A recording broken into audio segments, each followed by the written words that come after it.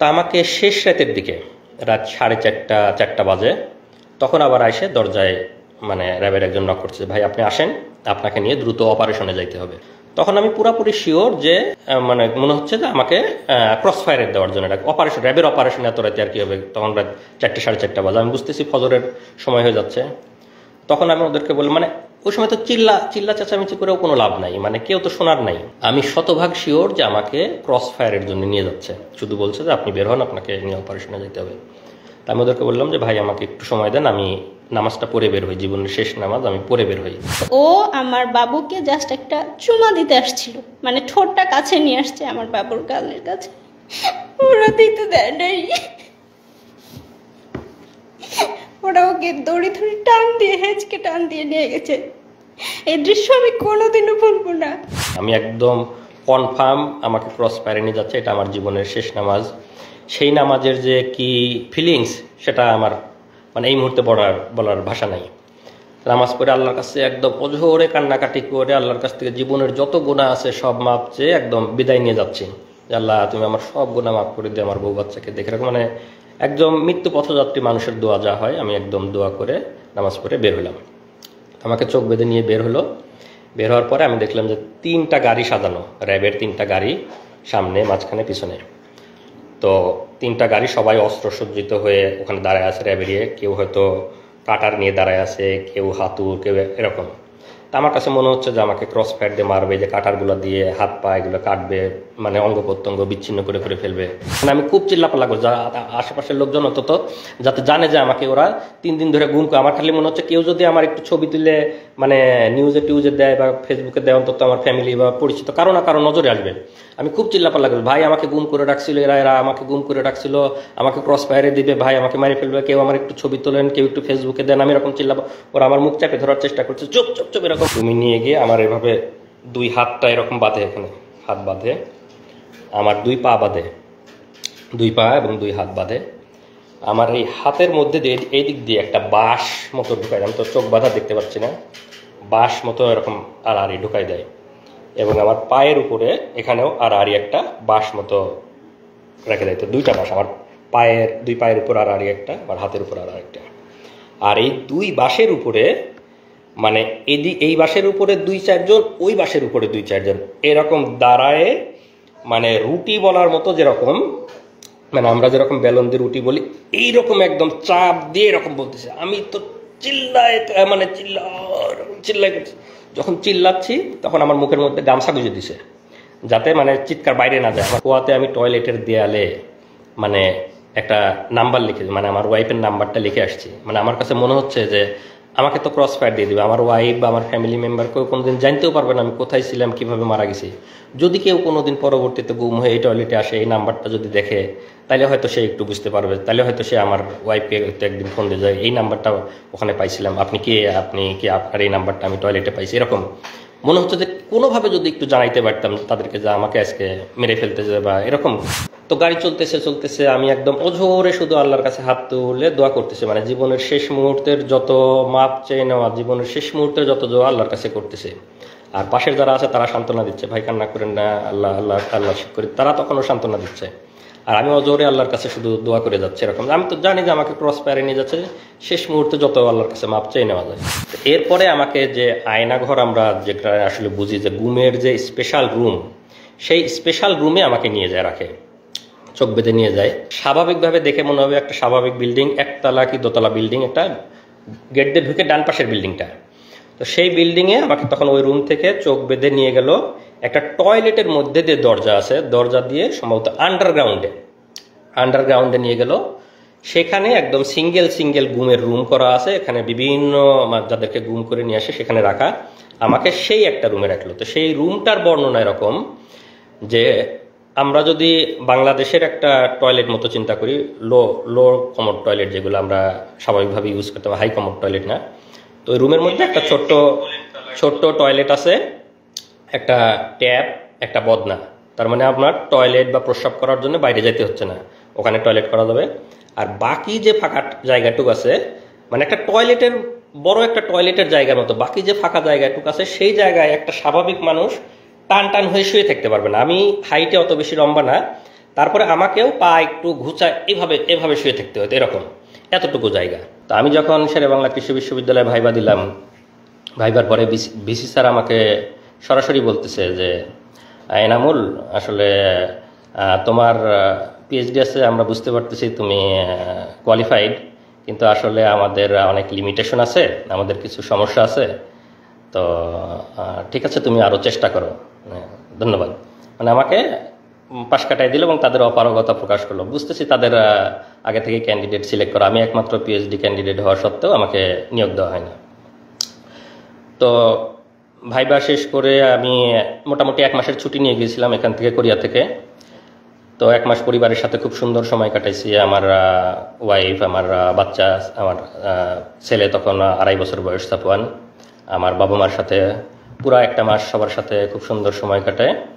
তারপরে যখন আমি ফেরার সময় হলো 1 মাস ছুটি শেষে, তো আপনারা জানেন যে 2018 সালের ডিসেম্বরে আমরা যে মিডনাইট ইলেকশন বলি, সেই মিডনাইট ইলেকশন হয় এবং আমি যাই হলো 2018 অক্টোবরে। তো স্বাভাবিকভাবেই সেই সময় দেশে মানে ফ্যাসিবাদী সরকার চরম ধরপাকড় করতেছে, মিছিল মিটিং থেকে গ্রেপ্তার করতেছে, মানুষকে গুম করতেছে, এবং আমরা সবসময়ই ফ্যাসিবাদের বিরুদ্ধে সোচ্চার ছিলাম।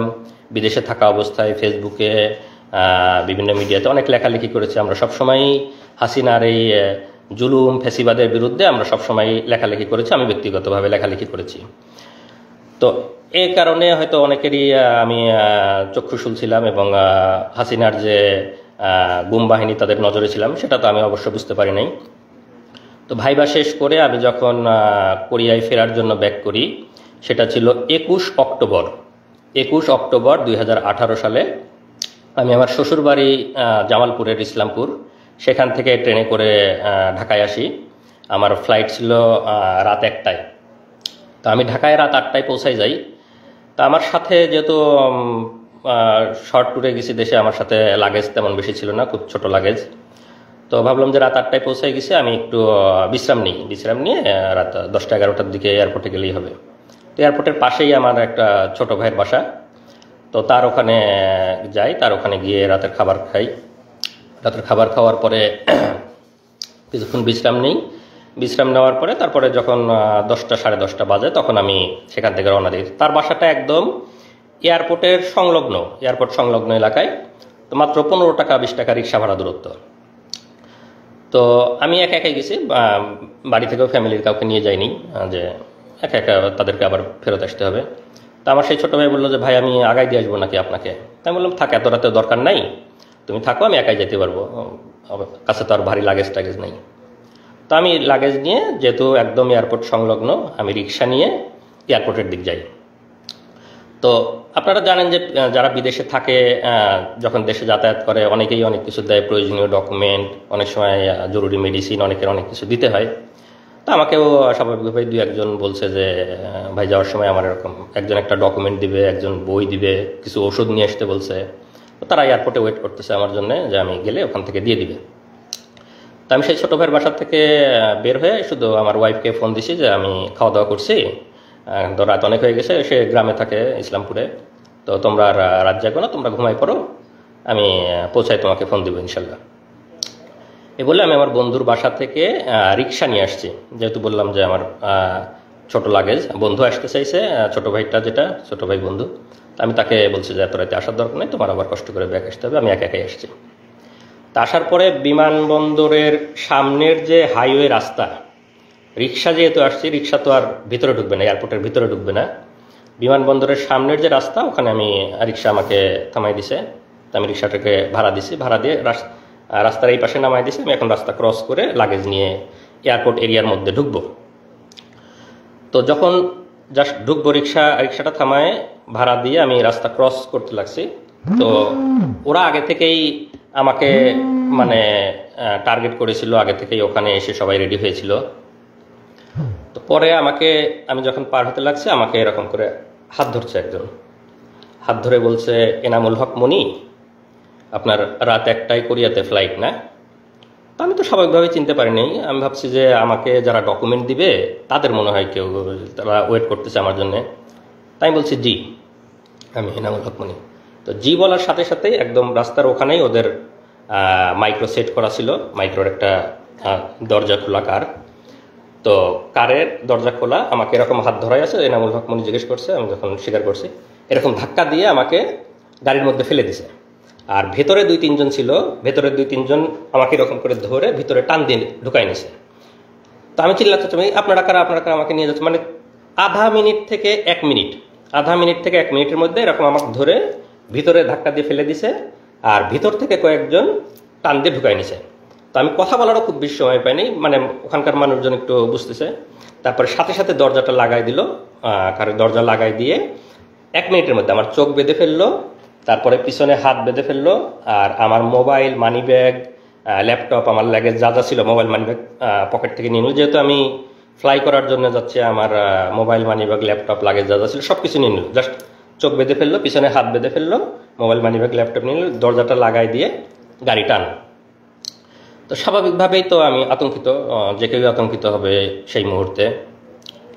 তো আমি মানে কি হয়েছে, মানে তখন আমি বুঝে উঠতেই সময় লাগতেছে যে কি হলো, কি হচ্ছে। পরে 4-5 মিনিট একটু ওরা নীরব, আমাকে একটু হওয়ার সুযোগ দিচ্ছে। আমি তো জোরে জোরে নিঃশ্বাস নিচ্ছে, আল্লাহর কাছে দোয়া করতেছি, মানে বুঝতেছি যে কি হলো, কিন্তু অনুমান করতে পারতেছি না। হঠাৎ করে তো কিছুক্ষণ পরে, এনামুল সাহেব কি ভয় লাগছে, একজন জিজ্ঞেস করতেছে। তা বললাম যে হ্যাঁ, আপনারা কারা, আপনারা আমাকে কি নিয়ে যাচ্ছেন? না, ভয় নাই, আমরা তোমাকে কিছু জিজ্ঞাসাবাদের জন্য নিয়ে আসছি। তুমি তো হয়তো বুঝতে পারছো যে আমরা কারা, তো তোমাকে কিছু জিজ্ঞাসাবাদ করব। তোমার তো আবার রাতে ফ্লাইট আছে, তোমাকে আমরা এয়ারপোর্টে ড্রপ করে দিয়ে আসতে হবে। তো আমরা কিছু কথা জিজ্ঞেস করব, তুমি দ্রুত উত্তর দাও, তাহলে আমরা তোমাকে দ্রুত এয়ারপোর্টে দিয়ে আসতে পারবো। মানে আমাকে পুশ করতেছে যাতে আমি দ্রুত বললি, তারা আমাকে প্রলোভন দেখাচ্ছে। তো বলো, তুমি কোরিয়াতে কি করো, সরকার বিরোধী লেখালেখি করো, দেশে কোথায় পড়াশোনা করছো, ছাত্র রাজনীতি করতা, তোমরা সামনে নির্বাচনকে সামনে রেখে কি কি অপপরিকল্পনা করতেছো, আমাদের সরকারকে তোমরা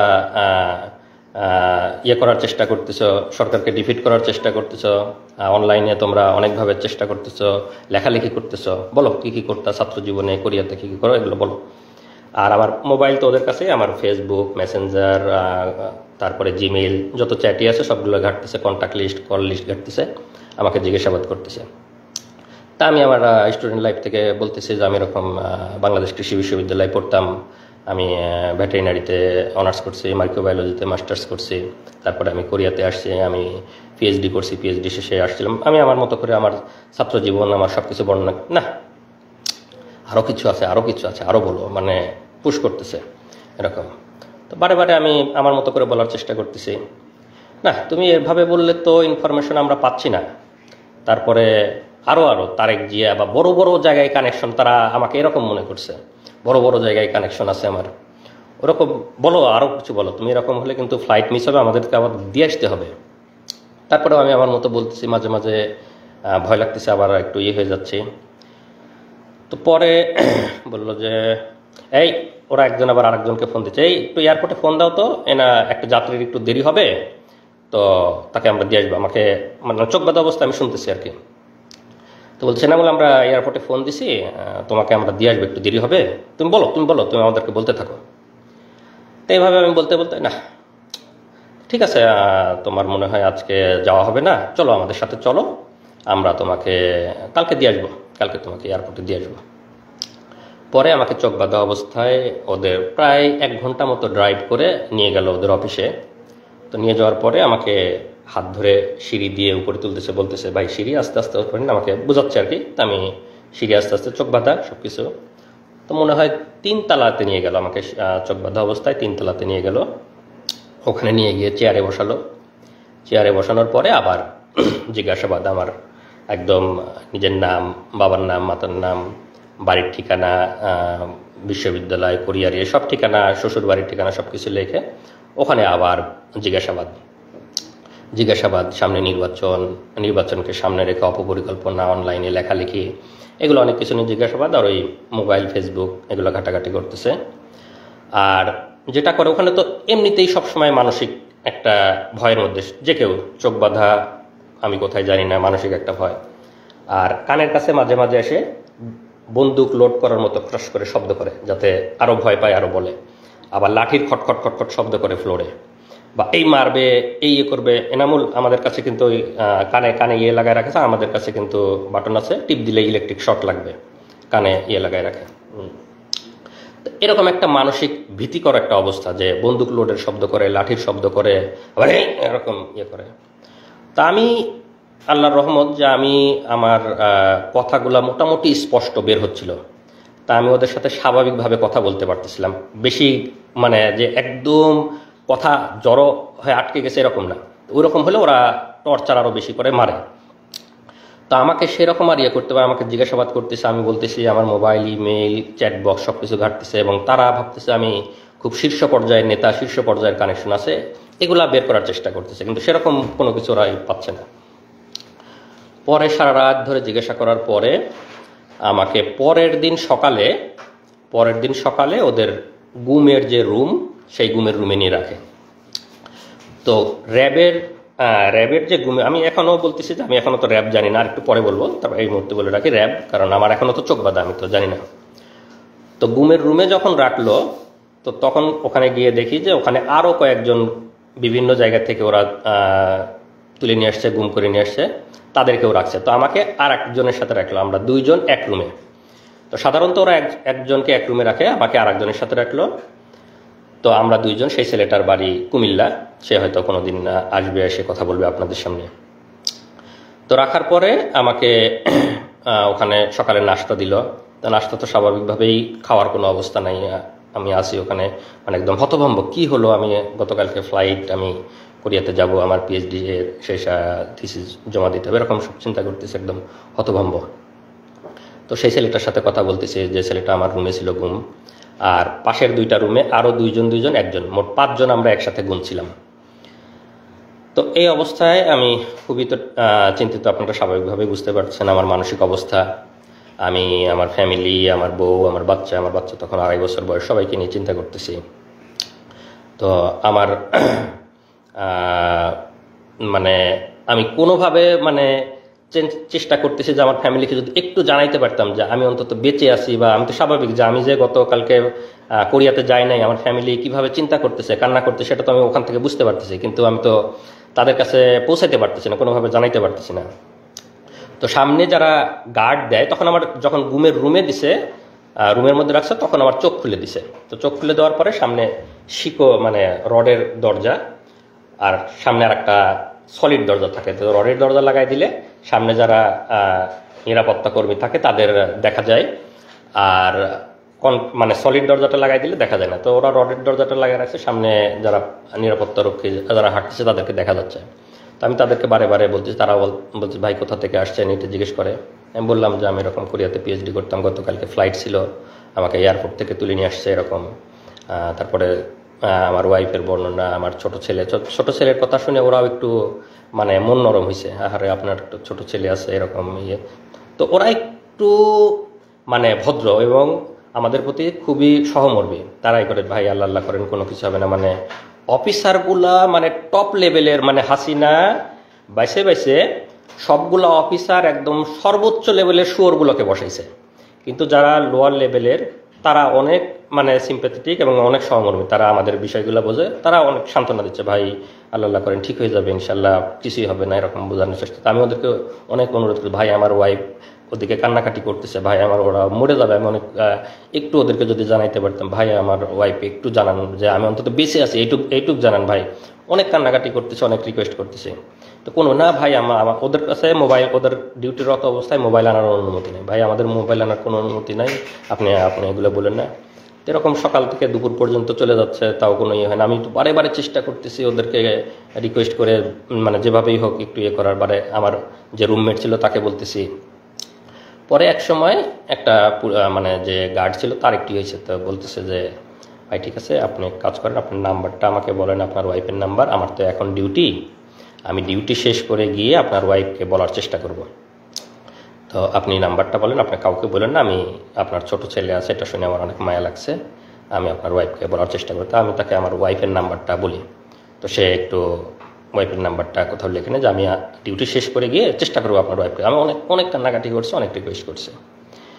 তো এই পর্যায়ে আমাকে ওইখানে মানে ঘুমের যে রুম ওখানে রেখে দেয়, ওই অবস্থায় থাকি। আমাকে ওখানে 3 বেলা খাবার টাবার দেওয়া শুরু করে।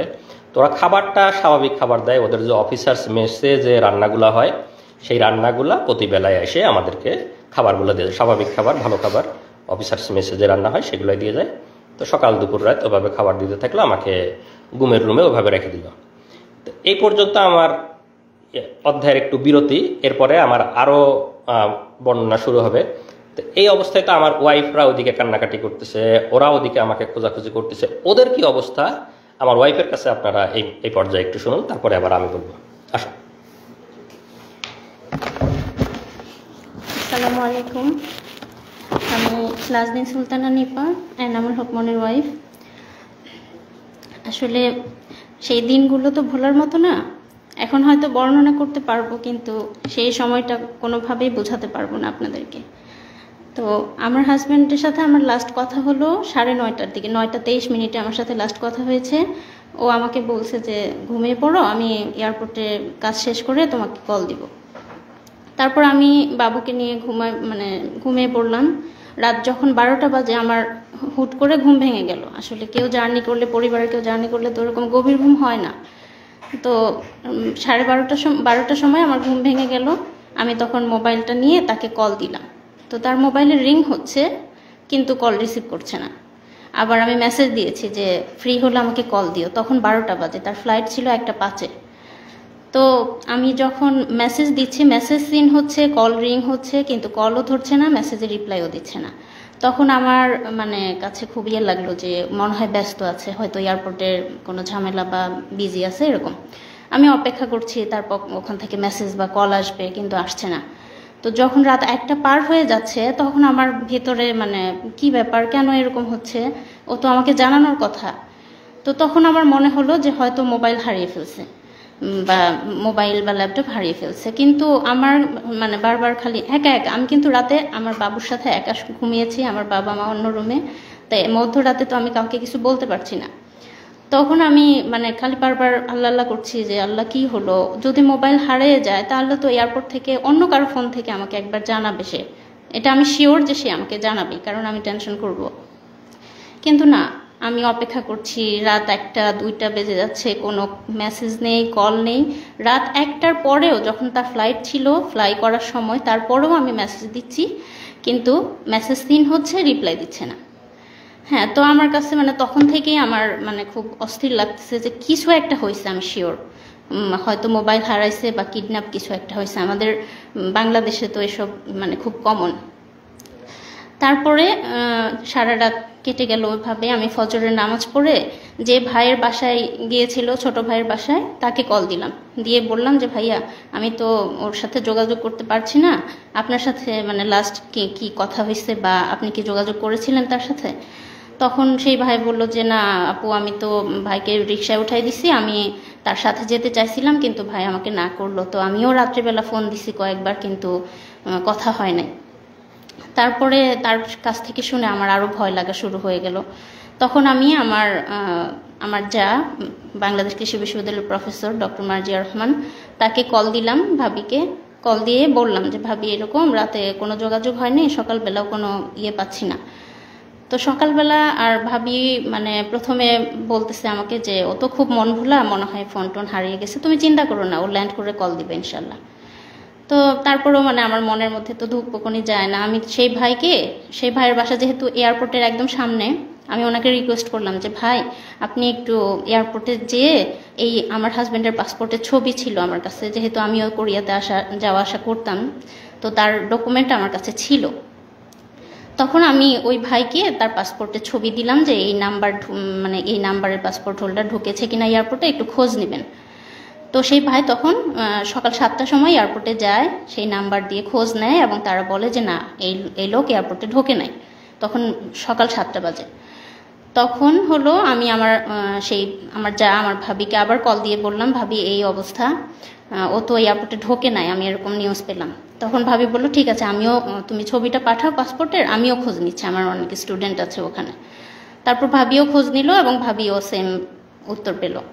তারপর সবার টেনশন শুরু হয়ে গেল, তাহলে কোথায় গেল, কি হলো।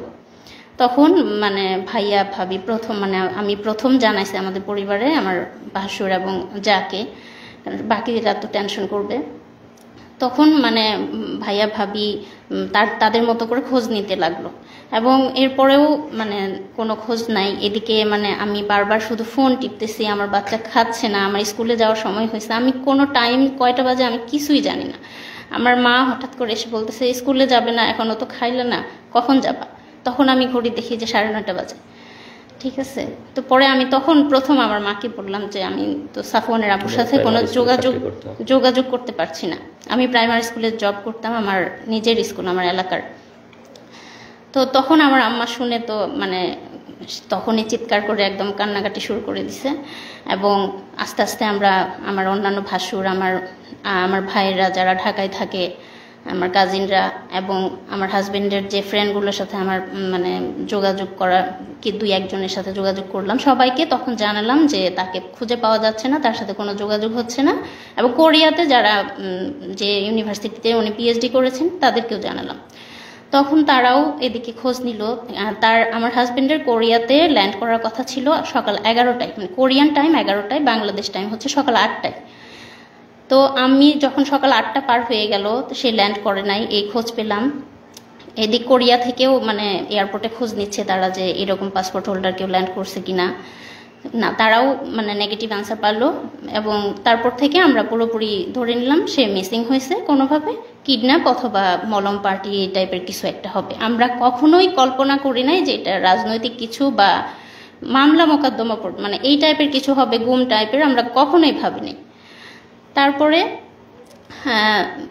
সকাল তো পার হয়ে দুপুর হয়ে গেল। আমার ভাসুর ময়মনসিংহ থেকে, আমার ভাসুর প্রফেসর মাহমুদুল আলম, তিনি হচ্ছে ঢাকায় গেলেন। আমার কাজিনরা, তার ফ্রেন্ডরা সবাই যে যার মতো করে হসপিটালে, থানা, রেলওয়ে স্টেশনে, যেখানে যেখানে খোঁজা দরকার, এয়ারপোর্টের সামনে প্রত্যেকটা দোকানে দোকানে জিজ্ঞেস করেছে, ছবি দেখিয়ে জিজ্ঞেস করেছে যে এনাকে দেখছে কিনা। মানে তখন আমাদের অবস্থা এমন যে কোনো একটা অ্যাক্সিডেন্ট হয়েছে বা কিডন্যাপ কিছু একটা হয়েছে, এরকম কোনো ধরনের ক্লু, কোনো মেসেজ, কোনো কল কিছুই পাইনি আমরা। তারপর সারাটা দিন এভাবে চলে গেল, এবং বারবার টিভিতে নিউজ মানে দেখতেছি যে কোনো অজ্ঞাত লাশের খবর আসতেছে কিনা, এই টাইপের মনের মধ্যে কত চিন্তা আসতেছে বলার মতো না। তারপরে যাই হোক সারা দিন চলে গেল, কোনো খোঁজ পেলাম না। রাত পার হয়ে গেল, 22 তারিখ দিবাগত রাত, মানে রাত যখন 12টা বাজে, মানে 23 তারিখ শুরু হলো, রাত 12টার সময় আমার হাজবেন্ডের নাম্বার থেকে আমার মোবাইলে কল আসলো। আমার মোবাইলটা যেহেতু ওরা নিয়ে নিছে, আমাকে যখন কিডন্যাপ করছে, গুম করছে, তখনই তো আমার মোবাইল ল্যাপটপ নিয়ে নিছে। আমার মোবাইল তো ওদের কাছে, আমার মোবাইল থেকে ওকে কল দিছে। হ্যাঁ, আমাকে কল দেওয়ার পরে মানে তারা বলতেছে যে আপনি কি এনামুল হক মনির ওয়াইফ? আমি বললাম যে হ্যাঁ, আমরা তো তাকে খুঁজে পাচ্ছি না, এই নাম্বার আপনি কোথায় পেলেন, এই ফোন কোথায় পেলেন? তখন সেই পুলিশ, মানে আমরা তো জানতাম না পুলিশ, মানে ওপর পাশ থেকে আমাকে বলছে যে বুঝতেই তো পারছেন, আমরা মানে ও আমাদের কাছে আছে, আমরা হচ্ছে মানে ওকে কিডন্যাপ করেছি, তো আমি যেভাবে বলবো আপনি সেভাবে কাজ করেন, তাহলে আমরা ওকে ভালো মানে ছেড়ে দিব, তার কোনো ক্ষতি হবে না, কিছু হবে না। আমি আর জাস্ট আপনাদের একটু কল রেকর্ডটা শুনে, আমি সেই সময় মানে সে ওই সময় মনে করছে যে কিডন্যাপার, তো কিডন্যাপার যেহেতু, তাহলে তো কিডন্যাপারের কথা পুলিশকে বলতে হবে, তো পুলিশকে বলার জন্য ও ওই সময় কলটা রেকর্ড করছে, যে পরে পুলিশের কাছে যা সকালে বলবে যে আমার হাজবেন্ডকে কিডন্যাপাররা কিডন্যাপ করছে, এই যে আপনাদের কল রেকর্ড, সেই হিসাবে কল রেকর্ড করছে। তো সেই কথাটা কি ছিল আপনারা শোনেন, ওর কল রেকর্ডটা আছে, কল রেকর্ডটা আমরা এখন লাইভের এখানেই প্লে করে দিচ্ছি। আমি জামালপুর। আচ্ছা, জামালপুর থাকেন, সমস্যা নাই। জি। তো এখন এনামুলকে আমরা ছাড়ার ব্যাপারে ফোন করছি, ঠিক আছে? ঘটনা কি সেটা এখন জানার দরকার নাই। ঘটনা এনামুল বাসায় গেলে, বাড়িতে গেলে তারপর বলবে। আচ্ছা, এখন কিছু বলতে পারবো না আমরা, ঠিক আছে? ও ভালো আছে তো ভাইয়া? ভালো না থাকলে কি আমরা যোগাযোগ করতাম? জি জি জি, হ্যাঁ ঠিক আছে। আমি একটু কথা বলতে চাই ভাইয়া, একটু খালি মোর মুখটা খালি শুন ভাইয়া, আমি মরে যাচ্ছি একদম, একটু কথা বলতে দিবেন ভাই?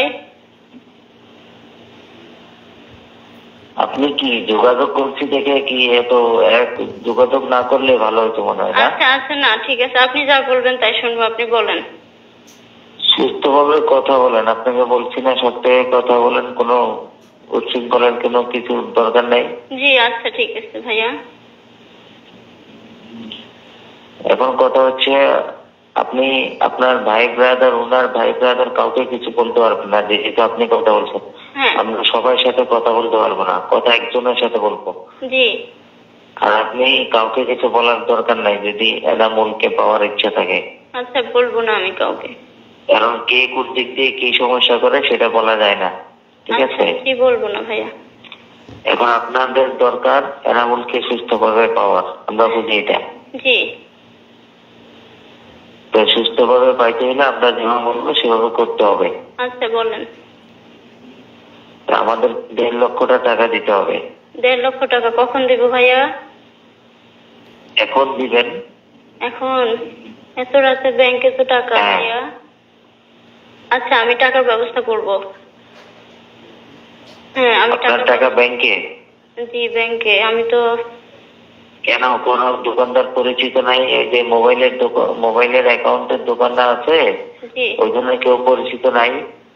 খোঁজ নিলে পরিচিত মানে হয়তো পাবো, কিন্তু আমি তো মেয়ে মানুষ, এটা তো আমার মানে একজনকে হলেও জানাতে হবে না ভাই। না, আপনাকে কেউ যদি বিদেশ থেকে টাকা পয়সা পাঠায় তো কিভাবে তোলেন? মোবাইল অ্যাকাউন্টে তোলেন না?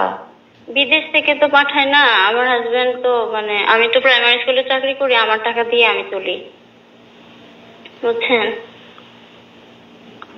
তো টাকা পাঠায়। তারপরে তো এটা এখন তো আর আগের মতো দুনিয়াদারি নাই, ঠিক আছে? জি আমি যেভাবে হোক পাঠাই দিব ভাই, এখনই আজকেই পাঠাই দিব ইনশাল্লাহ। আপনি দেখেন, চেষ্টা করেন, যদি পাঠাতে পারেন আমরা রাতের মধ্যে ছেড়ে দিব। আচ্ছা আর যদি আপনার কথা হলো আপনার যত দেরি হবে আমাদেরও দেরি হবে। না আমরা পাঠাই দিব ভাই রাতের আর মধ্যে। যদি কাউকে কিছু বলেন, কারোর সাথে পরামর্শ করেন, সবাই কিন্তু পরামর্শ নেগেটিভ দিবে, কেউ কিন্তু না সুস্থভাবে আমি একজনকে জানাই, আমার একটা ভাই আছে, আমি আমার ভাই ইসলামপুরে থাকে, আপনি কথা বলছেন মনে হয় তার সাথে, আমি ওনাকে জানাই, উনি টাকার ব্যবস্থা করে দিবে, ওনার পরিচিত বিকাশের লোক আছে। ইসলামপুরে কে থাকে? আমার বড় বোনের জামাই, আমার বলেন ওনাকে বলেন না হয় আমার রবি নাম্বারে ফোন করতে। আচ্ছা অথবা আপনি ওনার সাথে কথা বলে আমাকে ফোন করেন, রবি নাম্বারে করেন, ওর মোবাইল এখন বন্ধ করে দিব। আচ্ছা ঠিক ওর আছে। মোবাইল সময় একেবারে ওকে গাড়িতে তোলার পরে ওকে মোবাইল দেওয়া হবে। আচ্ছা ভাই আমরা টাকা পাঠিয়ে দেবো, কোনো সমস্যা নাই। হ্যাঁ টাকা পাঠিয়ে। আরে ভাই আমরা যেটা চাইতেছি সেটা দিলে আর আপনাদের সাথে কোনো বেমানি করে কেন করবো? কোনো জি দরকার আছে? জি জি ভাইয়া আমি পাঠিয়ে দেবো টাকা, রাতেই পাঠাবো। ঠিক আছে জি রাখেন, আপনি আপনার লোককে বলেন বা আপনি কথা বলেন, ওই রবি নাম্বার ফোন দেন, আপনি আপনার লোকের সাথে কথা বলেন। আচ্ছা আচ্ছা ঠিক আছে।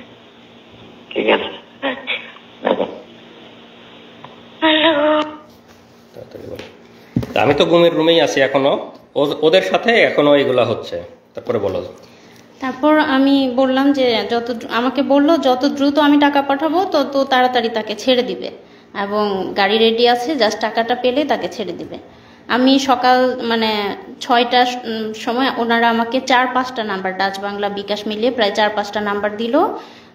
সবগুলোতে আমি হচ্ছে সকাল 6টা থেকে 9টা এর মধ্যেই আমি 1 লক্ষ টাকা পাঠাই। ঠিক আছে, যেহেতু শুক্রবার ছিল আর আমি অনেক রিকোয়েস্ট করছিলাম যে আমাদের কাছে এত বেশি টাকা নাই, আপাতত 1 লাখ, মানে আর শুক্রবার তো বিকাশ থেকে বেশি পাঠাতে পারছি না। এখানে আমি একটু অ্যাড করে দেই, ওরা যখন আমাকে জিজ্ঞাসাবাদ করতেছিল তখন আমার ফিনান্সিয়াল অবস্থা বোঝার চেষ্টা করতেছিল, মানে এটা ওদের গুম, কিডন্যাপ, ক্রসফায়ার, র্যাবের বিজনেস, র্যাব ডিবির বিজনেস। ওরা গুম করে নিয়ে গিয়ে ফিনান্সিয়াল অবস্থা বুঝে, আর্থিক অবস্থা বুঝে মানে ক্রসফায়ার দিবে না বা মেরে ফেলবে না, এই বিনিময়ে ফ্যামিলির অবস্থা বুঝে যার কাছে যত পারে মানে টাকা পয়সা মানে বিজনেস করে নেয়। তো আমাকে যখন জিজ্ঞাসাবাদ করছে আমি বলছি যে আমি তো পিএইচডি স্টুডেন্ট, কোরিয়াতে থাকি, আমি কিছু টাকা স্কলারশিপ পাই, আমি কয়দিন আগেই দেশে আসছি, আমার তো ফ্লাইটে অনেক টাকা খরচ হয়ে গেছে, আমার তেমন কোনো টাকা নাই, আমার বাবা রিটায়ার্ড সরকারি চাকরিজীবী, মানে বাবারও তেমন কোনো মানে সব কিছু মিলায়ে বুঝছে যে আমার কাছে খুব বেশি টাকা নাই, মানে আমি যেহেতু স্টুডেন্ট, পিএইচডি করি, খুব বেশি সেভিংস নাই। আমার আব্বা রিটায়ার্ড, আমার শ্বশুর হলো বড় গৃহস্থ, তো সব কিছু মিলাই ওরা সেই পরিমাণই ওদের কাছে ডিমান্ড করছে। তারপর আমি সকাল 9টার মধ্যে টাকা পাঠালাম, তারা টাকা পেয়ে আমাকে কনফার্ম করলো যে হ্যাঁ টাকা পেয়েছি, আপনার ছোট ছেলে আছে শুনেছি, তারপর হচ্ছে আমরা ওকে কিছুক্ষণ পরেই ছেড়ে দিব, আপনারা গাড়ি নিয়ে রেডি থাকেন, কিছুক্ষণ পর মোবাইলটা দিয়ে ওকে ছেড়ে দিব। তারপর হলো আমার ভাসুরা ঢাকায় ছিল তখন, আমি তাদেরকে জানালাম যে এরকম এরকম কথা হয়েছে, ওনারা ছেড়ে দিবে, আপনারা গাড়ি নিয়ে রেডি থাকেন। তারা একদম রেডি গাড়ি নিয়ে। হ্যাঁ, এবং আমি মোবাইলটা নিয়ে বসে আছি যে তার একটা কল আসবে, এসে বলবে যে এনামুল এখানে আছে, আমরা তাকে ছেড়ে দিলাম, বা ও আমাকে কল দিয়ে বলবে যে আমি বের হয়েছি, এরকম। আমি ফোন নিয়ে বসে আছি, গ্রামে সবাই আমাকে ঘিরে ধরে বসে আছে, কিন্তু কল আর আসে না। সবাই মানে ওয়েট করছি আমরা, এদিকে আমার ভাসুররা ওয়েট করছে, কোনো কল আসে না। একদম 9টা 10টা 11টা বেজে গেল, কোনো কল আসলো না। তখন আমরা বুঝে গেলাম যে এটা মানে আমাদের সাথে ধোঁকা দিয়েছে। তারপর যে নাম্বারগুলোতে টাকা পাঠালাম সবগুলো নাম্বার বন্ধ, যে নাম্বারে কথা বলেছি ফোনে সেটাও বন্ধ, এবং আমরা সেই নাম্বারগুলো ট্র্যাক করার চেষ্টা করেছি। নাম্বারের কোনো মানে ঠিকানা বা আইডি কার্ড যে রেজিস্ট্রেশন করা হয়েছে যে নাম দিয়ে, সেগুলো আমরা খোঁজার চেষ্টা করেছি, সেই কোনো নাম্বারে কোনো রেজিস্ট্রেশন ছিল না সেই সিমগুলোতে। তো তারপর যাই হোক, দুপুর পর্যন্ত এরকম হলো। তখন পর্যন্ত আমরা তো মানে কিডন্যাপার হিসেবেই চিন্তা করেছিলাম। যখন দুপুরে টাকা পয়সা নেওয়ার পরেও ছেড়ে দিল না বা কোনো খোঁজ পেলাম না, তখন আমাদেরকে আমাদের অনেক শুভাকাঙ্ক্ষী, আমার হাজব্যান্ডের ফ্রেন্ড এবং তার ছোট ভাই বড় ভাই সবাই মিলে আমাকে ফোন করে বলতেছে যে আপু এটা না, এটা হচ্ছে কিডন্যাপ না, ভাইয়াকে সম্ভবত গুম করা হয়েছে, আমরা ধারণা করতেছি, এবং ইলেকশনের আগে এগুলো খুব বেশি করা হচ্ছে। আর হচ্ছে এই মুহূর্তে আমাদের যত বেশি মানে ভাইরাল বা মিডিয়াতে প্রচার করব তত বেশি মানে ভাইয়ের জন্য ভালো, না হলে খারাপ কিছু হয়ে যেতে পারে। তো তখন আমি ফ্যামিলির সাথে কথা বলে তাদেরকে অনুমতি দিলাম, এবং সেই মুহূর্তে কোরিয়া, বাংলাদেশ এবং TV channel, news paper, daily star, প্রথম আলো, সব জায়গায়, ফেসবুক সব জায়গায় ভাইরাল হয়ে গেল। আমরা প্রচার করলাম যে তাকে পাওয়া যাচ্ছে না এয়ারপোর্টের সামনে থেকে, মানে এয়ারপোর্টে যাওয়ার পর থেকে তাকে আমরা আর খুঁজে পাচ্ছি না, এরকম নিউজ হলো। একদম মানে কোরিয়া, বাংলাদেশ সব জায়গায় একদম ভাইরাল হয়ে গেল। তারপর হচ্ছে তারপরটা উনি বলবেন। সেই সময় আসলে অনেক পত্রিকা, টিভি মিডিয়া, যেহেতু আমি বিশ্ববিদ্যালয়ে করতাম, আমার বন্ধু, বড় ভাই, ছোট ভাই অনেকে সাংবাদিক ছিল, কোরিয়াতে অনেক সাংবাদিক বন্ধু ছিল, তো সবাই মানে যার যার অবস্থান থেকে চেষ্টা করে, সবাই নিউজ করে, অনেকটা ভাইরাল মতো হয়ে যায়। সেই 2018 সালে যাদের মনে আছে, এখানে একটা জাস্ট নিউজ আমার, যে এখানে ইংলিশ একটা নিউজ পেপার, যে পিএইচডি স্টুডেন্ট গোজ মিসিং, প্রথম আলো সহ অনেক জায়গায় আসে যে কোরিয়াতে ফেরার পথে পিএইচডি স্টুডেন্ট অপহরণ হয়ে গেছে। তো নিউজগুলো অনেকটা ভাইরাল মতো হয়ে যায়। তা আমি তো ওখান থেকে বুঝতেছি না, আমি যেহেতু ঘুমের রুমে আছি, আমি তো বুঝতেছি না আমাকে নিয়ে এত কিছু হচ্ছে। আমি বুঝতেছি সবাই খোঁজাখুঁজি করতেছে, কিন্তু এত নিউজ হয়েছে এটা তো আর আমার ধারণা নাই। তো ওখানে একবার কারারক্ষী মানে যে গার্ড থাকে, সে একবার এসে জিজ্ঞেস করতেছে আপনি কি পিএইচডি স্টুডেন্ট নাকি, মানে ডিউটি চেঞ্জ হয়েছে অন্য একজন। তাই বললাম যে হ্যাঁ। আচ্ছা, আপনাকে নিয়ে অনেক লেখালেখি হচ্ছে, আপনার বন্ধু টন্ধু আছে নাকি সাংবাদিক? আমাকে হ্যাঁ, তো বিশ্ববিদ্যালয়ে পড়ছে, অনেক সাংবাদিক বন্ধু আছে। তা একটু খালি মানে বুঝতে পারলাম যে মনে হয় আমাকে নিয়ে অনেক লেখালেখি হচ্ছে।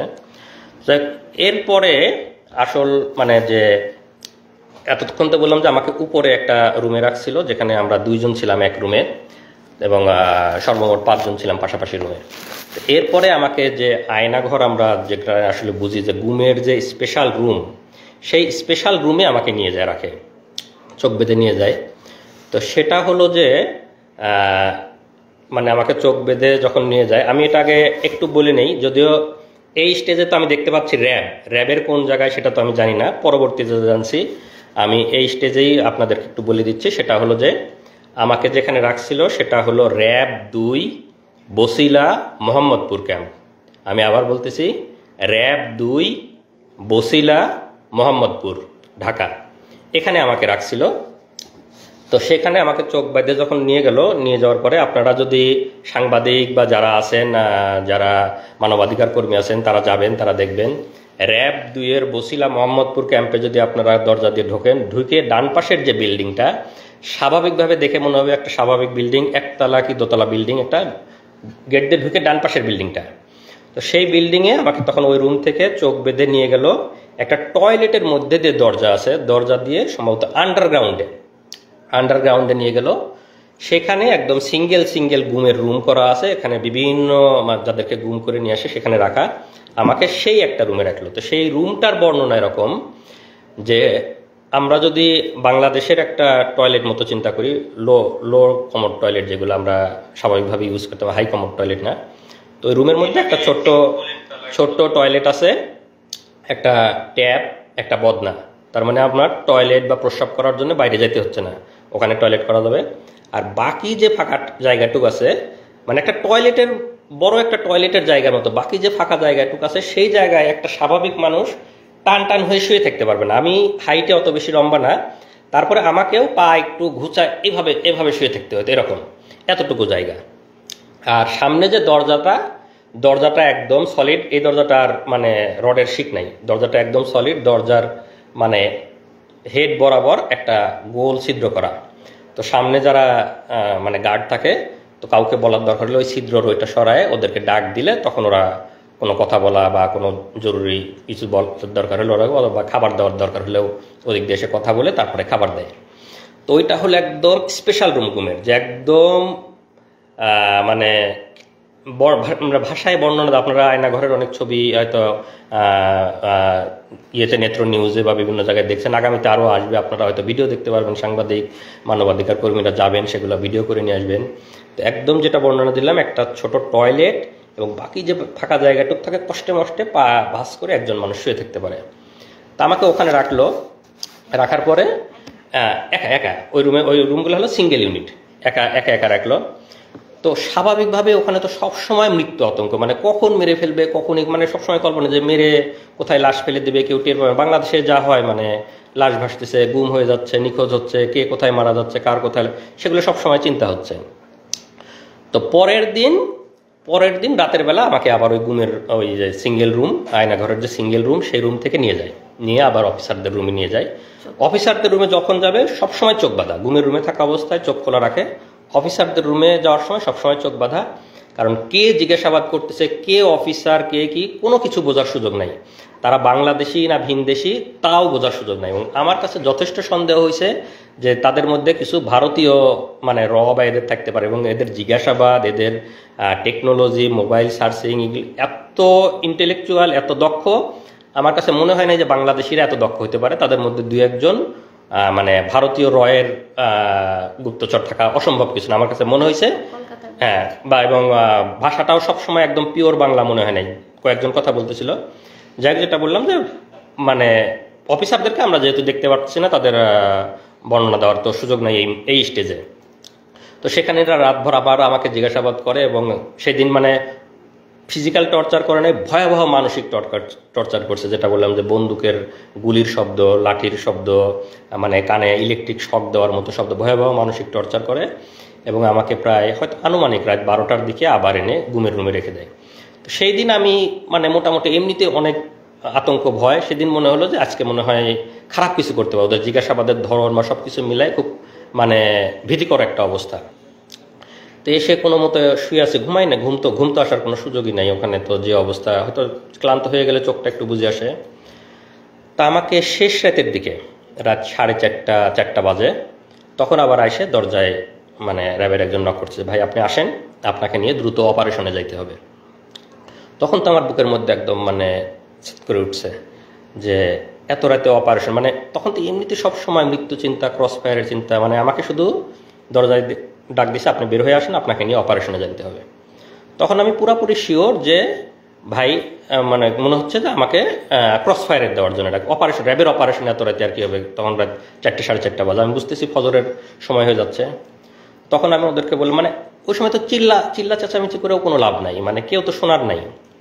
তখন আমি ওদেরকে বললাম যে ভাই একটু দেরি করেন, এখনই তো মানে আজান হয়ে যাবে, আমি ফজরের নামাজটা পড়ে নিই, আমি নামাজটা পড়ে বের হই। জীবনের মানে আমি একদম পুরাপুরি শিওর। আমি এখন হয়তো বলতে বলতে আমাদের অশ্রু শুকাই গেছে, মানে প্রথম যখন বলতাম আমি কান্নাকাটি করতাম আমার ওয়াইফের কাছে, সবার কাছে যখন বর্ণনা করছি, এখন বলতে বলতে মানে আমার অশ্রু শুকাই গেছে, হয়তো বা সেই এক্সপ্রেশনটা আসতেছে না যে মানে প্রথম দিকের আমার কি অবস্থা ছিল। আমি শতভাগ শিওর যে আমাকে ক্রস ফায়ারের জন্য নিয়ে যাচ্ছে, শুধু বলছে যে আপনি বের হন, আপনাকে নিয়ে অপারেশনে যেতে হবে। তা আমি ওদেরকে বললাম যে ভাই আমাকে একটু সময় দেন, আমি নামাজটা পড়ে বের হই, জীবনের শেষ নামাজ আমি পড়ে বের হই। আমি একদম মানে চিল্লা চেঁচামেচি করতেছি, চিল্লা চেঁচামেচি করে তো কেউ শোনার নাই। পরে আমি সুন্দর করে অজু করছি, অজু করে যখন টয়লেটে নিয়ে গেছে, ওরা চোখ বেঁধে হাত ধরে ধরে নিয়ে যায়। ওখানে গিয়ে আমি একটা খোয়া পাইছি, আমাদের যে খোয়া থাকে, তো খোয়াতে আমি টয়লেটের দেয়ালে মানে একটা নাম্বার লিখে, মানে আমার ওয়াইফের নাম্বারটা লিখে আসছি। মানে আমার কাছে মনে হচ্ছে যে আমাকে তো ক্রস ফায়ার দিয়ে দেবে, আমার ওয়াইফ বা আমার ফ্যামিলি মেম্বার কেউ কোনোদিন জানতেও পারবে না আমি কোথায় ছিলাম, কিভাবে মারা গেছি। যদি কেউ কোনোদিন পরবর্তীতে গুম হয়ে এই টয়লেটে আসে, এই নাম্বারটা যদি দেখে, তাহলে হয়তো সে একটু বুঝতে পারবে, তাহলে হয়তো সে আমার ওয়াইফকে হয়তো একদিন ফোন দিয়ে যায়, এই নাম্বারটা ওখানে পাইছিলাম, আপনি কি আপনার এই নাম্বারটা আমি টয়লেটে পাইছি। এরকম মনে হচ্ছে যে কোনোভাবে যদি একটু জানাইতে পারতাম তাদেরকে যে আমাকে আজকে মেরে ফেলতে যায়, বা এরকম ফিলিংস। তা আমাকে বলে যে ভাই তাড়াতাড়ি করেন, আপনি তাড়াতাড়ি নামাজ পড়েন, আপনি তাড়াতাড়ি নিয়ে যেতে হবে, স্যাররা ওয়েট করতেছে। তা আমি অজু করে একদম ফজরের নামাজটা পড়লাম। আমার মানে সেই শেষ নামাজের যে কি ফিলিংস, এটা আমি মানে ভাষায় প্রকাশ করতে পারবো না। আমি একদম কনফার্ম আমাকে ক্রস ফায়ারে নিয়ে যাচ্ছে, এটা আমার জীবনের শেষ নামাজ। সেই নামাজের যে কি মানে ফিলিংস, সেটা আমার মানে এই মুহূর্তে বলার ভাষা নাই। নামাজ পড়ে আল্লাহর কাছে একদম অঝোরে কান্নাকাটি করে আল্লাহর কাছ থেকে জীবনের যত গুনাহ আছে সব মাপ চেয়ে একদম বিদায় নিয়ে যাচ্ছি, যে আল্লাহ তুমি আমার সব গুনাহ মাফ করে দিয়ে আমার বউ বাচ্চাকে দেখে রাখো। মানে একদম মৃত্যু পথযাত্রী মানুষের দোয়া যা হয়, আমি একদম দোয়া করে নামাজ পড়ে বের হলাম। আমাকে চোখ বেঁধে নিয়ে বের হলো। বের হওয়ার পরে আমি দেখলাম যে 3টা গাড়ি সাজানো, র্যাবের 3টা গাড়ি, সামনে, মাঝখানে, পিছনে। তো 3টা গাড়ি সবাই অস্ত্রসজ্জিত হয়ে ওখানে দাঁড়ায় আছে, র্যাবেরিয়ে কেউ হয়তো কাটার নিয়ে দাঁড়ায় আছে, কেউ হাতুড়, কেউ এরকম। তা আমার কাছে মনে হচ্ছে যে আমাকে ক্রস ফায়ার দিয়ে মারবে, যে কাটারগুলো দিয়ে হাত পা এগুলো কাটবে, মানে অঙ্গ প্রত্যঙ্গ বিচ্ছিন্ন করে ফেলবে, মানে বিভিন্ন রকমের অস্ত্র নিয়ে দাঁড়ায়, স্বাভাবিকভাবে ভীতিকর। আমাকে চোখটা এমনি বাইদে, ওখানে একটু দেখার মানে চোখটা খোলা ছিল জন্য সবগুলো দেখছিলাম। আমাকে চোখ বাইদে মাঝখানের গাড়িতে তুললো, ওরা সামনের গাড়ি পিছনের গাড়ি, মাঝখানের গাড়িতে আরও কিছু উঠলো, আমাকে নিয়ে গাড়ি নিয়ে টান দিল। এটা হলো হয়তো ভোর 5টা মতো বা 4:30 থেকে 5টা আনুমানিক আর কি। তো গাড়ি চলতেছে, আমি একদম অঝোরে শুধু আল্লাহর কাছে হাত তুলে দোয়া করতেছি, মানে জীবনের শেষ মুহূর্তের যত মাপ চেয়ে নেওয়া, জীবনের শেষ মুহূর্তের যত দোয়া আল্লাহর কাছে করতেছে। আর পাশের যারা আছে তারা সান্ত্বনা দিচ্ছে, ভাই কান্না করেন না, আল্লাহ আল্লাহ আল্লাহ শিখ করি, তারা তখনও সান্ত্বনা দিচ্ছে। আর আমি অজোরে আল্লাহর কাছে শুধু দোয়া করে যাচ্ছে এরকম। আমি তো জানি যে আমাকে ক্রস ফায়ারে নিয়ে যাচ্ছে, শেষ মুহূর্তে যত আল্লাহর কাছে মাপ চেয়ে নেওয়া যায়। তো এইভাবে প্রায় 1 ঘন্টা মতো গাড়িটা চললো। চলার পরে কোথায় যেন থামলো। তো আমার যেহেতু চোখ বাঁধা, আমি তো বুঝতে পারতেছি না কোথায় থামলো। তো গাড়ি থামানোর পরে ওরা মনে হলো যে 10-15 মিনিট কোথায় যেন গেছে আশেপাশে, মানে আমার সাথে 2-1জন রেখে বাকিরা কোথায় যেন গেল 10-15 মিনিট। তো 10-15 মিনিট পরে এসে আমাকে গাড়ি থেকে নামানোর পরে, তো তখন আমাকে যেহেতু এয়ারপোর্ট থেকে তুলে নিয়ে গেছিলো, আমার লাগেজ, আমার ল্যাপটপের ব্যাগ সব কিছু আমার হাতে, আমার লাগেজটা ধরাই দিল, কাঁধে ল্যাপটপের ব্যাগটা দিল, আমার মোবাইলটা দেয়নি, মোবাইলটা দিলে যদি কোথায় কল দেই। তো ওই সময় আমার চোখটা খুলে দিল। চোখ যখন খুলে দিল তখন আমি দেখি আমাকে নামাই দিছে বিমানবন্দর স্টেশন, এয়ারপোর্টের অপোজিটে যে বিমানবন্দর স্টেশনের সামনে নামাই দিছে। তো এটার কারণ হলো, যেহেতু আগের দিন সব জায়গায় নিউজ হয়ে গেছে যে কোরিয়াতে ফেরার পথে পিএইচডি গবেষক অপহরণ হয়েছে, আমার বাড়ি পাবনাতে, আমাকে বিমানবন্দরের সামনে থেকে পাওয়া যাচ্ছে না, বিমানবন্দরে যাওয়ার পথে পাওয়া যাচ্ছে না, এরকম নিউজ হয়েছে। এই জন্য ওরা আমাকে বিমানবন্দর স্টেশনের সামনে নামাই দিয়ে তখন আমাকে বলতেছে যা, তোর যেখানে খুশি যা। আচ্ছা, আরেকটা জিনিস, ওই নামানোর আগে গাড়ির মধ্যে আমার হাতে একটা দিয়ে, ওই শয়তানটার নামটা আরেকটু পরে বলবো, মানে চরমভাবে একটা চাপ দিচ্ছে, একটা কি যেন একটা ডিভাইস আমার সবগুলো আঙ্গুলের মধ্যে দিয়ে, মানে মনে হচ্ছে সবগুলো আঙ্গুল ভেঙে ফেলতেছে, যাতে আমি শক্ত করে কোনো কিছু ধরতেও না পারে আমার লাগেজটা কোনো মতো। তো চরমই আমি তো অনেক চিল্লা চেঁচামেচি করে গাড়ির মধ্যে আর কি। পরে নামাই দিয়ে লাগেজ ধরাই দিল, কাঁধে আমার ল্যাপটপের ব্যাগ, বলে যা, যেখানে খুশি যা। পরে আমি তাকায় দেখলাম বিমানবন্দর স্টেশন। আমি তখনও ভাবতেছি, মানে আমার তখনও তো মৃত্যু হতো, আমি ভাবতেছি যে আমি ছেড়ে দেবো, পিছন থেকে হয়তো গুলি করে মেরে ফেলবে। আর গাড়িতে যখন নিয়ে আসতেছিল তখন তো মনেই হচ্ছিল যে হয়তো আমাকে কোনো ব্রিজের উপরে নিয়ে যাবে, কোনো ফাঁকা জায়গায় নিয়ে যাবে, গিয়ে গুলি করে মেরে ফেলে দেবে নদীতে বা ব্রিজ থেকে ফেলে দিবে, মানে বাংলাদেশে যেভাবে লাশ ভাসি থাকে সেরকম আমি কল্পনা করতেছি, আল্লাহর কাছে দোয়া করতেছি। আর বিমানবন্দর স্টেশনে নামাই দেওয়ার পর আমি দেখতেছি বিমানবন্দর স্টেশন, কিন্তু আমার মনের মধ্যে মৃত্যু আতঙ্ক। আমার কাছে মনে হচ্ছে যে আমি হাঁটতে থাকবো, পিছন থেকে মনে হয় গুলি করে মেরে দিবে আর কি, ক্রস ফায়ার করে দিবে, এরকম মনে হচ্ছে। তা আমি আশেপাশে হাঁটতেছি আর ওরা আমাকে ঘিরে ধরে হাঁটতেছে। তো যারা ঘিরে ধরে হাঁটতে, যেহেতু আমার এই স্টেজে চোখ খোলা, আমি তো সবাইকে দেখতে পাচ্ছি। আর কয়েকদিন গার্ড দিছে, গার্ডদের অনেকের তো চেহারা আমি দেখছি। তো সেই গার্ডদের অনেকের র্যাবের ড্রেস পরা, অনেকের ড্রেস ছাড়া, তো সব রকমই আছে। তা আমি আস্তে আস্তে এয়ারপোর্ট স্টেশনের ভিতরে ঢুকে গেলাম। তখন একটু সকাল হয়েছে, এয়ারপোর্টের স্টেশনের কিছু লোকজন আসছে। তা আমার মধ্যে তো আমি দেখতেছি তারা আমার চারপাশে ঘিরে আছে। আবার আমার মনে হচ্ছে আমি যদি কোনোভাবে একটু ফ্যামিলিকে জানাইতে পারতাম।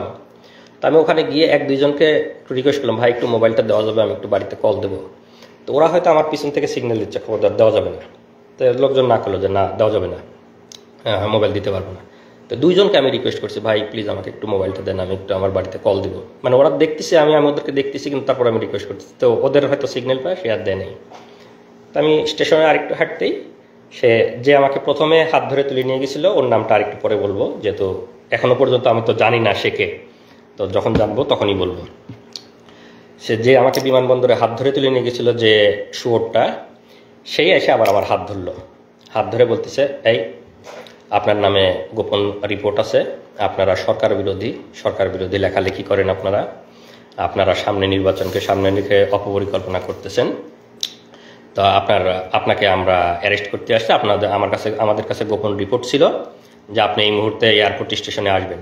আর ওই যে আমাকে গাড়িতে 10-15 মিনিট রেখে ওরা কোথায় যেন গেছিল, ওরা গিয়ে একটা ট্রেনের টিকিট কেটে নিয়ে আসছে। ট্রেনের টিকিট কেটে আমার ল্যাপটপের ব্যাগের মধ্যে ঢুকাই দিছে, যে আমি এইমাত্র পাবনার ঈশ্বরদী থেকে ট্রেনে করে এসে বিমানবন্দর স্টেশনে নামলাম। যেহেতু আগের দিন সব সংবাদ মাধ্যমে নিউজ হয়ে গেছে যে আমার বাড়ি পাবনাতে, আমি বিমানবন্দর থেকে উধাও হয়ে গেছি। তো ওরা ট্রেনের টিকিট কেটে দিয়েছে যে আমি ট্রেনে করে পাবনা ঈশ্বরদী থেকে এয়ারপোর্ট স্টেশনে এসে নামলাম। তো আমাকে ধরার পরে আপনার নামে রিপোর্ট আছে, আমার ল্যাপটপের ব্যাগ থেকে ট্রেনের টিকিটটা বের করলো। বের করে ওদেরই কিছু লোকজন সেট করা আছে এয়ারপোর্টের ওখানে, স্টেশনের ওখানেই। তো তাদেরকে দেখাচ্ছে, এই যে দেখেন ভাই, ওদের ট্রেনের টিকিট দেখাচ্ছে এরকম, যে দেখেন ট্রেনের টিকিট, আমাদের কাছে গোপন তথ্য ছিল, এখন ঈশ্বরদী থেকে এখানে আসবে, সেই গোপন তথ্যের ভিত্তিতে আমরা ওকে ধরতে আসছি, তো আপনারা সাক্ষী থাকলেন না। এইটা হলো আমার ট্রেনের টিকিট, কারণ আমি যে জামালপুর থেকে ইসলামপুর থেকে গেছিলাম তারিখ সহ, এটা আমার ট্রেনের টিকিট, যে আমি বিমানবন্দরে 3 দিন আগে গেছিলাম, এটা আমার ট্রেনের টিকিট। আর ওরা একটা ট্রেনের টিকিট কেটে ওই সময় আমার ব্যাগের মধ্যে ঢুকাই দিয়েছিল। তো ঢুকাই দিয়ে লোকজনকে দেখালো যে ট্রেনের টিকিট, আপনারা সাক্ষী থাকলেন, ও এখন ঈশ্বরদী থেকে আসছে, এই সময় আমরা ওকে ধরে নিয়ে যাচ্ছি। তো কয়েকজন সাক্ষী রাখতে হয় ওখানে, ওদেরই 2-1 জন পানের দোকানদার বা আশেপাশে যারা, এই যে আপনাদের নাম ধাম লিখে নিয়ে গেলাম, আপনারা সাক্ষী। হ্যাঁ, সাবিনা কনফেকশনারি, বিমানবন্দর স্টেশনে একটা সাবিনা এখনো আছে কিনা জানি না। তো ওইখান থেকে আমাকে ওদের 2-1 জন সাক্ষী লিখিত রাখলো। আর ওখানে লোকজন আবার ওদেরই লোকজন নাটক সাজাচ্ছে, ওরা দেখাচ্ছে যে ওই মোবাইল বের করে, এই যে দেখেন ভাই, ফেসবুকে এরা বিভিন্ন সরকার বিরোধী লেখালেখি করে, যে ফেসবুকে আপনারা দেখেন এরা বিভিন্ন গুজব ছড়ায়, সরকার বিরোধী অপপ্রচার করে, এরকম লোকজনকে বলতেছে। আর লোকজন অনেকে আগে আসে, হায় রে সরকার এত উন্নয়ন করে, তারপরেও ছেলেরা সরকারের বিরুদ্ধে লেখে, এরকম 2-1 জন বলতেছে। তা আমি ওদেরকে আবার, আপনারা ওদের লোক, আপনারা জান, আপনারা ওদের এখানে নাটক করতেছেন, আমি ওদেরকে চিল্লাপাল্লা করতেছি। যখন আমাকে বলতেছে যে আপনার নামে রিপোর্ট আছে, আপনাকে আমরা ধরতে আসছি, আমি তখন চিল্লাপাল্লা করছি যে আমাকে গ্রেপ্তার করতে আসছেন, আমি তো 3 দিন আপনাদের ওখানে ঘুমছিলাম, এখানে আমাকে এনে নাটক করতেছেন, আমি খুব চিল্লাপাল্লা করছি। আশেপাশের লোকজন অন্তত যাতে জানে যে আমাকে ওরা 3 দিন ধরে ঘুম করে। আমার খালি মনে হচ্ছে কেউ যদি আমার একটু ছবি তুলে নিউজে দেয় বা ফেসবুকে দেয়, অন্তত আমার ফ্যামিলি বা পরিচিত কারো না কারো নজরে আসবে। আমি খুব চিল্লাপাল্লা করি, ভাই আমাকে গুম করে রাখছিল, এরা আমাকে গুম করে রাখছিল, আমাকে ক্রস ফায়ারে দিবে, ভাই আমাকে মারি ফেলবে, কেউ আমার একটু ছবি তোলেন, কেউ একটু ফেসবুকে দেন, আমি এরকম ওরা আমার মুখ চাপে ধরার চেষ্টা করছে, চুপ চুপ চুপ, এরকম 2-1টা কিল ঘুষিয়ে দিচ্ছে আমাকে। তো ওরা ওদের মধ্যে তাড়াতাড়ি সাক্ষী নিয়ে আমাকে আবার বিমানবন্দর স্টেশন থেকে টেনে ঢেরে বের করে নিয়ে আসতো। আমাকে যখন বের করে নিয়ে আসতো তখনও আমি চিল্লাপাল্লা করতেছি, ভাই কেউ আমার একটা ছবি তোলেন, ভাই কেউ আমার একটা ছবি তোলেন, আমাকে ওরা নিয়ে যাচ্ছে, আমাকে গুম করে রাখছিল, কেউ একটু আমার ছবি তুলে একটু দেন, এরকম আমি বলতেছি। কিন্তু কেউই তো সাহস করে আর মোবাইল বের করে ছবি তুলতে পারতেছে না। তো ওরা নিয়ে এসে বিমানবন্দরের সামনে যে ওদের আবার গাড়ি দাঁড় করায়, আমাকে একটু আগেই তো ওদের গাড়িতে করে নিয়ে আসছে, আবার গাড়িতে করে নিয়ে আবার চোখ বেঁধে ওদের যে ক্যাম্প সেখানেই নিয়ে গেল। তো এই পর্যায়ে নিয়ে গেল, তখন তো সকাল হয়ে গেছে। তো ওখানে যাওয়ার পরে কিছুক্ষণ পরে আমাকে এই প্রথম অফিসারটা তার রুমে নিয়ে গেল, আমাকে ডাক দিয়ে নিয়ে গেল যে আমার সাথে এখন তো যেহেতু মানে ইয়ে হয়ে গেছে। ওখানে নিয়ে যাওয়ার পরে ওরা আবার সংবাদ, আমি তো জানি না সংবাদ সম্মেলন, যেহেতু আমি ঘুমে ওদের ওখানে আছি, ওরা জানে, ওরা বলবে যে এই সময় আপনারা জানেন সবাই যে সংবাদ সম্মেলন করলো। ওরা সংবাদ সম্মেলন ডাকে, সব সাংবাদিক ডাকে, সব ওদের, যেহেতু তখন তো দালাল মিডিয়া ছিল, এখন ইনশাল্লাহ মিডিয়া সত্য কথা বলবেন, আপনারা সত্য কথা লিখবেন। তো মিডিয়াতে প্রচার করলো যে এই সেই কথিত পিএইচডি গবেষক, সে আসলে কোরিয়াতে কোনো পিএইচডি করতো না, তারা সরকার বিরোধী অপপ্রচার করত, সরকার বিরোধী লেখালেখি করত, সে গোপনে আজকে কোরিয়াতে পালাই যেতে লাগছিল। আমরা গোপন তথ্যের ভিত্তিতে বিমানবন্দর স্টেশন থেকে তাকে গ্রেপ্তার করে নিয়ে আসছি। তো এরকম সরকার মানে তাদের মতো করে সাজায় তারা সংবাদ সম্মেলন করে বিভিন্ন মিডিয়াতে দিয়ে দিল।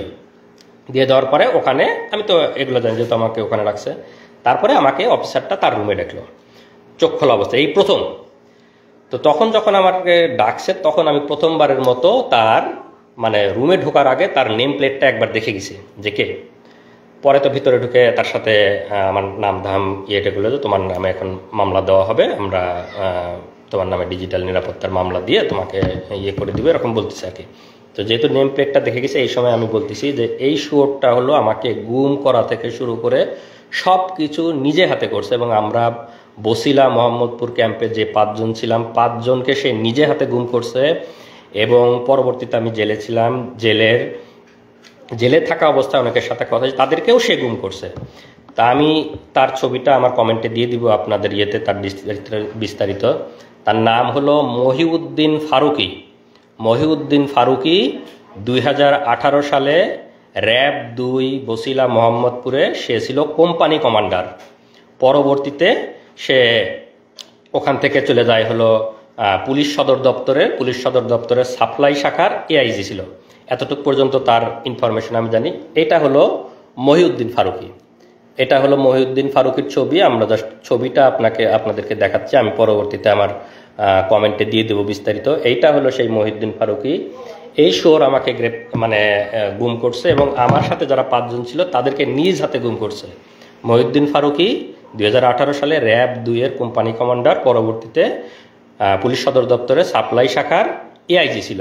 আপনারা এর লিখে রাখবেন এবং এর ব্যাপারে আপনারা অবশ্যই তো অ্যাকশন নেবেন যারা মানবাধিকার কর্মী এবং যারা আছেন আইন শৃঙ্খলা রক্ষাকারী বাহিনী।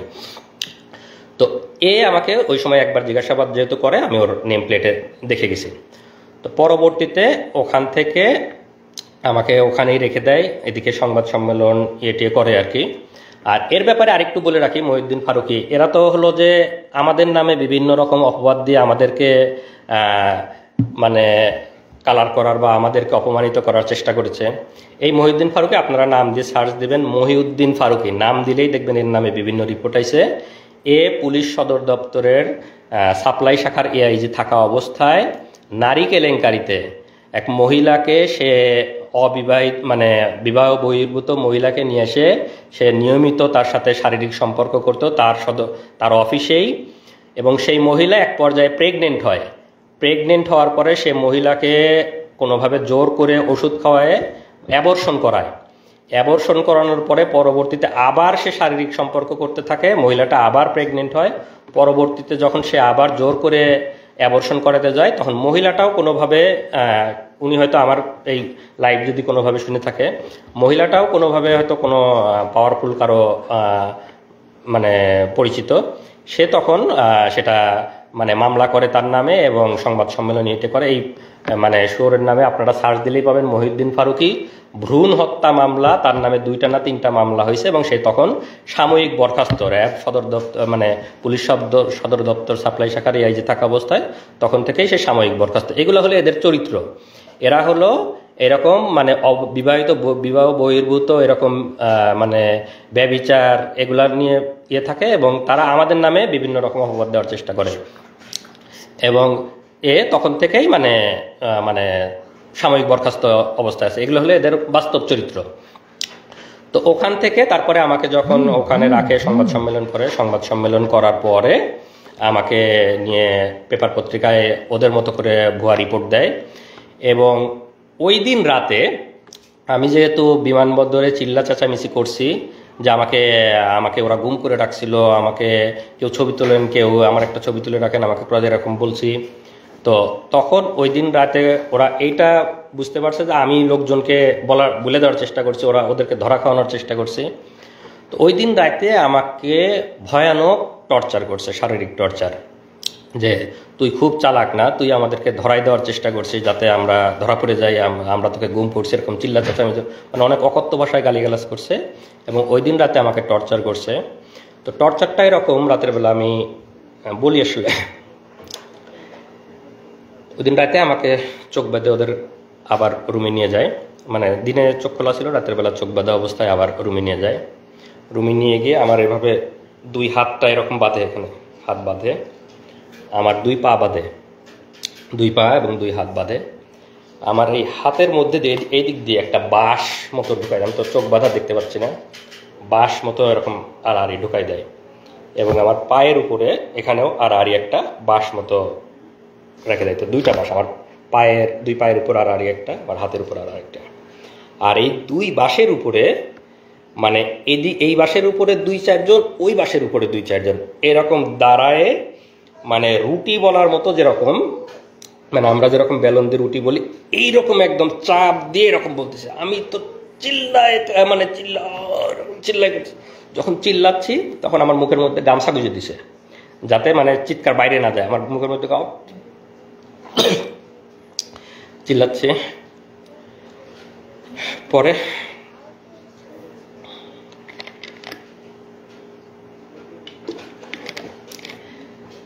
এভাবে প্রায় 15-20 মিনিট আমার উপর ভয়াবহ টর্চার চালায় ওরা।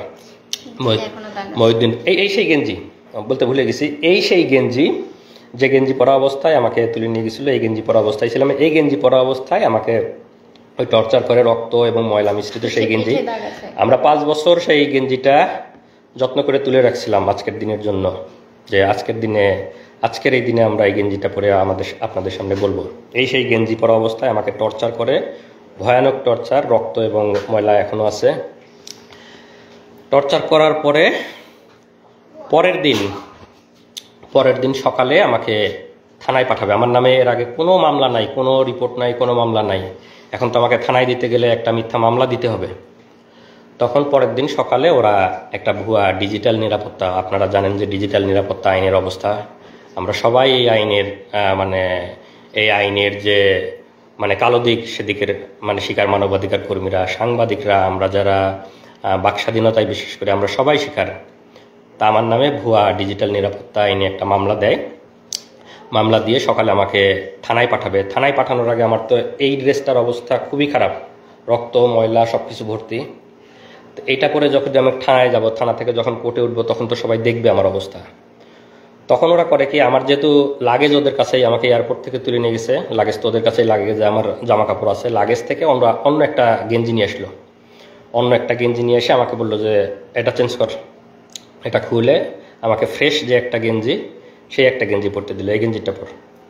তো আমার মানে হাত পায়ের আমার ওঠার মতো অবস্থা নাই, কোনো মতে ওরাই পরাই দিল। আমি কোনো মতো করে পরে গেঞ্জিটা চেঞ্জ করে এই গেঞ্জিটা আমার লাগেজে, মানে ভাগ্যিস এই গেঞ্জিটা ওরা আমার লাগেজে দিয়ে রাখছিল, এটাই করে লাগেজেই ফেলে দিয়ে রাখছে।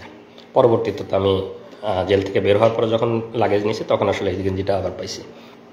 তো আমাকে ফ্রেশ একটা গেঞ্জি পরায়ে আমাকে থানায় পাঠায় দেয়। থানায় পাঠায় দিয়ে সেখানে যেটা বললাম যে আমার নামে মিথ্যা ডিজিটাল নিরাপত্তা আইনে মিথ্যা মামলা দেয়। মামলা দেওয়ার পরে আমি তো থানায় এসে, দিকে তো আমার পরিবার খোঁজাখুঁজি করতেছে যে সংবাদ সম্মেলন ওরা যাচ্ছে, মানে দেখতে পাইছে যে আমাকে মানে গ্রেপ্তার দেখাইছে, কিন্তু এখনও ওদের সাথে আমার দেখা হয় নাই। আমি তো বুঝতে পারতেছি না যে আমাকে গ্রেপ্তার মানে পেপার পত্রিকায় মিডিয়া, কারণ আমি তো আমার জগতে। তো এই পর্যায়ে ওরাও খোঁজাখুঁজি করতেছে। তো এখন একটু সংক্ষেপে বলুক যে ওদের থানায় আসার পরের অভিজ্ঞতা। আমার কথা শেষ হয়েছিল যে আমার থেকে টাকা নিল, টাকা নেওয়ার পর তারা কনফার্ম করলো যে টাকা পেয়েছি, একটু পরে ছেড়ে দিব। তো আমরা ওয়েট করছি, আর কোনো খবর নাই। এরপরে যখন অনেক বেশি ভাইরাল হলো, তারপর হচ্ছে মানে আমার কাছে ওই যে আমার হাজবেন্ড বললো না যে যারা গার্ড দিচ্ছিল তাদেরকে অনেক রিকোয়েস্ট করছে, তো সেখানকার একজন আমাকে কল দিয়ে বলছে যে আমি আপনার হাজবেন্ডের ব্যাপারে জানি, উনি ভালো আছে, উনি মারা যায় নাই, উনি ঠিক আছে, আপনার চিন্তা করিয়েন না। তো তো আপনারা যে এত একদম মানে ভাইরাল করে ফেলতেছেন, ম্যাসাকার করতেছেন, এই সেই করতেছেন, এগুলা কইরেন না, যত করবেন তত ক্ষতি হবে, এরকম করে আমাকে বলছে। তো তারপর আমি বললাম আমাকে তো কিডন্যাপের কথা বলে টাকা নিছে, তো এগুলা কারা তাহলে? পরে বলে তাই নাকি, টাকা নিচ্ছে, আপনারা টাকা দিছেন কেন? তারপরে আমি বললাম আমি তো জানি না, আমাকে বলছে কিডন্যাপ করছি, টাকা দেন, টাকা দিছি, কিন্তু তাকে আর ফিরিয়েও দেয় নাই এবং ফোন নাম্বারও বন্ধ। তখন সেই পুলিশ অফিসার বলছে না, কিডন্যাপ করা হয় নাই, সে ডিবির হেফাজতে আছে এবং তাকে সম্ভবত অ্যারেস্ট দেখানো হতে পারে 2-1 দিন পরে। আপনারা যারা লাইভটা দেখতেছেন একটু শেয়ার করেন, যাতে বাকি সবাই আসলে যে ফ্যাসিবাদ এবং গুম এরা যে কতটা ভয়াবহ সবাই যেন জানতে পারে, হাসিনার ফ্যাসিবাদের শাসন এবং হাসিনার গুম নিয়ে সবাই যেন জানতে পারে। আপনারা সবাই লাইভটা একটু শেয়ার করে দিন, যাতে সবার কাছে এই ইনফরমেশনগুলো পৌঁছায় যায়। তো মানে ওই পুলিশটা আমাকে ফোন দিয়েছিল হলো দুপুর 11:30 থেকে 12টার এদিকে। তো আমাদের অবস্থাটা এমন ছিল, আমরা কাউকে বিশ্বাস করতে পারছি না তখন, কারণ কিডন্যাপের কথা বলে টাকা নিল, আবার পুলিশ ফোন করে আমাকে বলতেছে যে আপনারা এত ভাইরাল কেন করতেছেন।